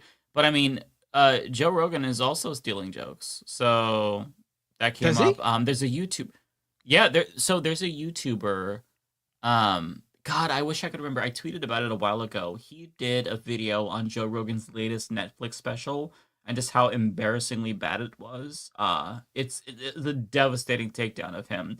But yeah, I believe Joe Rogan, maybe in that video, was basically parroting a different person's joke. I can't remember. I hope I'm not misremembering, and I hope that I'm not thinking of a different comedian. But if I am remembering correctly, he's recycled some jokes. At a minimum, he's recycled like the anti-trans jokes for sure. They all have. But don't quote me on that because I don't 100% know if I'm thinking of the right person, if it is Joe Rogan. He's still from Brandon Schwab. That's what somebody in the comments said. So I might be thinking of it. I don't know for sure, though. I'm not too specific on that. I do know that he exposed Carlos Mencia. I'm sorry. Let's go to Cold Dog with a super chat. Matt's only saying that because they have the same name. I think this was when I said Matt Walsh had a talent. FTW all day. Conservatives don't care about talent. They just want someone to make them feel validated in their bigotry. No, they don't care, but to become a highly paid conservative pundit, you do need to be better than all the other people doing that. Like, there's a ton of them. Real quick, I just want to update everybody. I got a message from Brian. He said that for right now, his friend is okay. So that's good news. Good. His friend is okay. So yeah, at least we got a little update before the night is over, just so that we were not left hanging. So thank you, Brian. I'm not sure if he's still here, but appreciate the update. Quick 358 became a YouTube member. Thank you so much, Quick. I appreciate that. Rachel Atwood with a membership super chat. Do yourselves a favor and check out NFKRZ to get a great inside scoop on the crossover between Russian and far-right Western propaganda. Heart Roman A. NFKRZ. NFKRZ. All right. Carrie Shaw with a $20 super chat. The Max documentary, The Lady and the Dale, features Tucker Carlson's dad, who was a TV reporter, dead naming the lady. What's The Lady and the Dale? What's that about? I'm not sure. And is it The Lady and the Dale, or is it like The Lady and the Dale? Like is Pitbull behind this?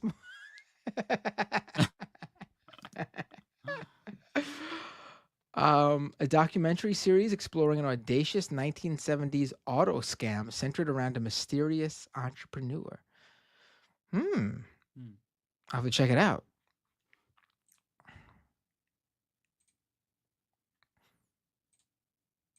Oops. Greg Wright with a super chat. Matt saying, "Your Honor, I'm just a gooner," is single-handedly the best thing I've heard this year. Well, it's only been 23 days, so. You got to also picture it in like Phoenix Wright's. That's the Yeah. Ace lawyer thing? Yeah, right. Yeah, Like I think so. Ace objection, Attorney. Your Honor, I'm just a gooner.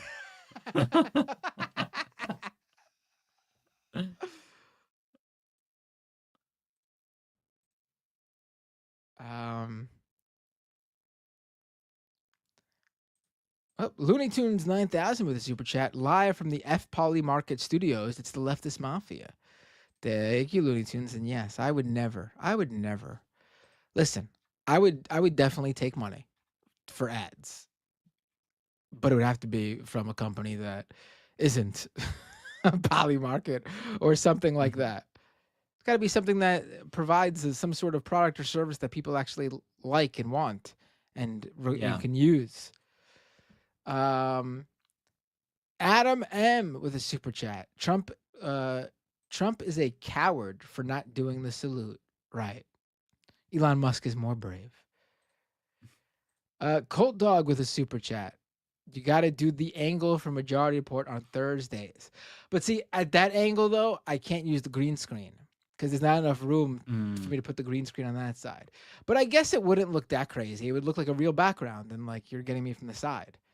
So maybe it'd actually look better that way than if I had like a completely wrapped around green screen. Yeah. Because in the Majority Report studio, the background is just a background. Like if you were to get a side view of Emma or Sam, you're not going to see the Majority Report background on the side too. It's just their background. Even though for them it's physically there. It's not a green screen. Right.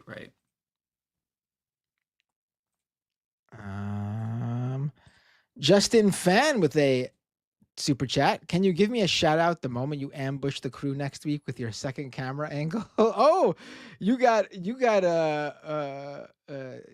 Cold Dog got you on the jump for that one. He was ahead of you on that.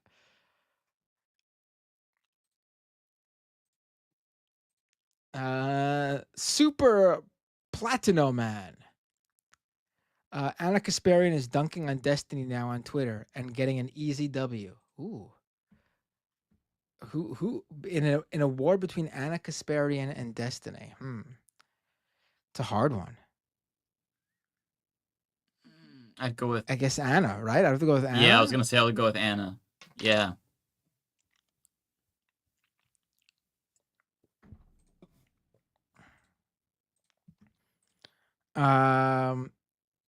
I mean, definitely Anna. Obviously, after this latest these latest allegations, I've forgotten about those. I was thinking like his political opinions. Yeah, that's an easy one now for sure. Yeah. Yeah. Super Platino Man with another super chat. Matt, what the hell is Stargate, and will it actually change the world? I myself have to look more into it before I give you a good answer, but it's more OpenAI hype around AI that not actually is anywhere near close to coming to fruition. The Emo Dragon with a super chat. Matt, $1.99 to counteract Mike's pay-to-play scheme. Thank you, I appreciate it, the Emo Dragon. Tokyo Hans with a super chat. Don't use vacuums. Practice safe self-love like the V POTUS. Oh, right. Use a couch. And Jim D 1001 with a $10 super chat. Matt, here's that deposit that you DM'd me about. What day should I set aside for Doomed or the Thurs Emma Majority Report to further chat? Fuck billionaires. Kidding and not kidding. Right. You want to come on Doomed for sure. I could make that happen. I could suggest you to the Majority Report. I have nothing to do with the guests on there. And during the second half when I'm on, we don't do guests. So I can't help you there. But you can come on my stream for sure. I used to book the guests many years, almost 10 years ago now. We're almost at the 10-year mark when I left the Majority Report. Damn. This will be the 10-year. To think I started working there, what, how many years ago now? 14 years ago. That's crazy. I'm an old man. You've been at this for a long time. I'm an old man. This year is my 10th anniversary doing the Humanist Report, just to put it in perspective. So you've been around. I've been around. Yeah, I get around. All right, that's all for me. Jim says he'd love to be on Doomed. Awesome. Let's. Oh yeah, I hope this shit. I hope his Kickstarter blows up. That way Absolutely. it gets a movie adaptation. Oh, I just got one more. Oh yeah, I have Twitch ones to say too. Okay. Do you want to go first, or you got one more? No, you too. go ahead with this. Let's finish the YouTube ones, I guess. Yeah. Okay. Jesse with 5 says, thank you, Jesse. What's scarier to you, surviving the revolution or the potential of the revolution never happening?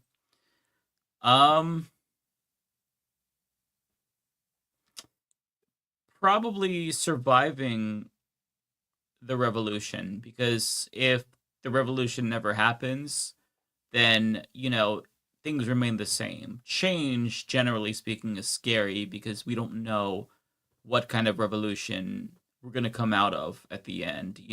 Revolution, sounds good on paper, but are we going to have a socialist revolution, or is that going to be a fascist revolution? We're kind of in the middle of a fascist revolution, it feels like right now. Not like revolution, but a political revolution. So I don't know. It's hard to answer that question, Jesse, honestly. I'm not feeling super optimistic and hopeful right now. So it's hard to say. It's a good question. I would say the potential that never happens, because then it just means that what happens now just. And again, when we say revolution, I'm not thinking like Revolutionary War or like Civil War status. Like, right. I'm thinking like, yeah, like a complete change in the political structure. I got some super chats that just came in too.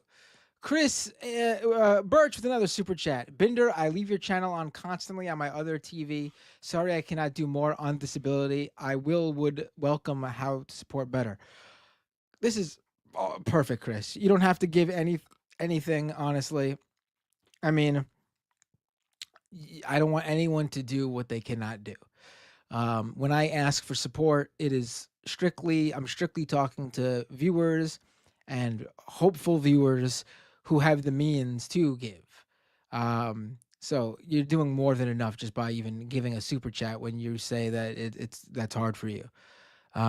Please don't give any more if you feel like if you really can't, please. That would make me feel terrible, honestly. Tracy, Eva with a super chat. Tell Sam Cedar that Jim is going on the letter hack. He will definitely then book Jim. All right, I will. And this one's for you, I think, Mike. Oh, Tracy, thank you. I love you too. Every time I see your face in the comment section, it makes me so happy. You are like a bright light in this dark world, and I appreciate you, Tracy.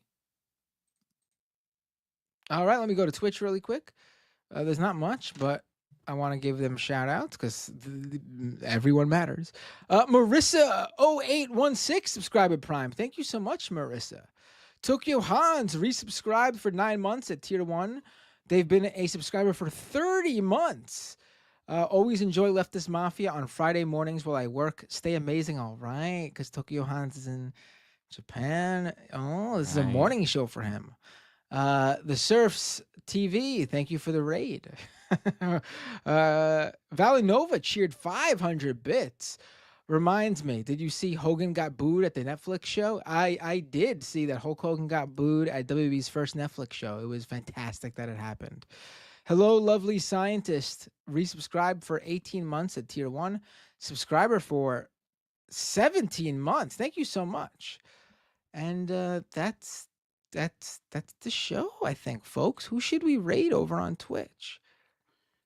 Who's on? Oh, and if I could quickly, for the people who are still on, if I could quickly promote one thing. I'm going to be officially launching my newsletter. And it is going to have a paid subscription. Not fully. There'll be plenty of free stuff, but it'll also be the first time I ever paywall stuff. For people who give to my Patreon, I've basically, if they watch the live stream, they have access to it all. The only thing I ever removed was for the free podcast feed, only got the first half of the show. And then Patreon subscribers got the second half of the show. But if you really wanted to watch the whole thing, you could. But for the newsletter, I'm officially launching it. It'll be regularly updated with original reporting and analysis about tech and politics and where both things combine, and my specific knack for reporting on internet-related online community stuff, and of course Elon Musk and Twitter and /X, the Everything app. Subscribe there now for free, so you'll get all that stuff. Disruptionist.com. Disruptionist.com. And then you'll get that first notification when when the pay stuff goes live. It'll be a small monthly subscription, just like the Patreon is.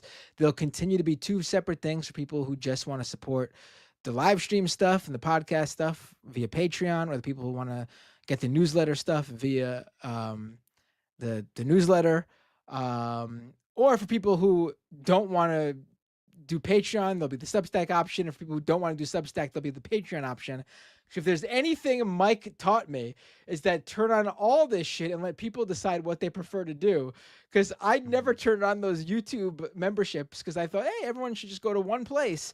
And then I found out that people don't like doing that. They like to give at wherever they prefer, or multiple places. So I learned that lesson. Thank you, Mike. You're very welcome. Yeah. So disruptionist.com. There'll be plenty of freebie stuff for people who just do free. That's a great name, by the way. I love that name. Thank you. I appreciate that. Where were you when we were naming Leftist Mafia, man? It was hard to, I came up with good ones after, like way after. I think last one left would be great.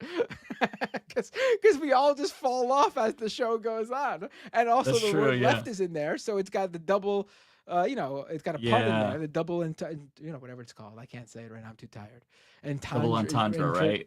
Yes, whatever it is. Oh, Play the Board. Resubscribe for 6 months at Tier 1 over on Twitch. Subscriber for 3 months. Thank you, Play the Board.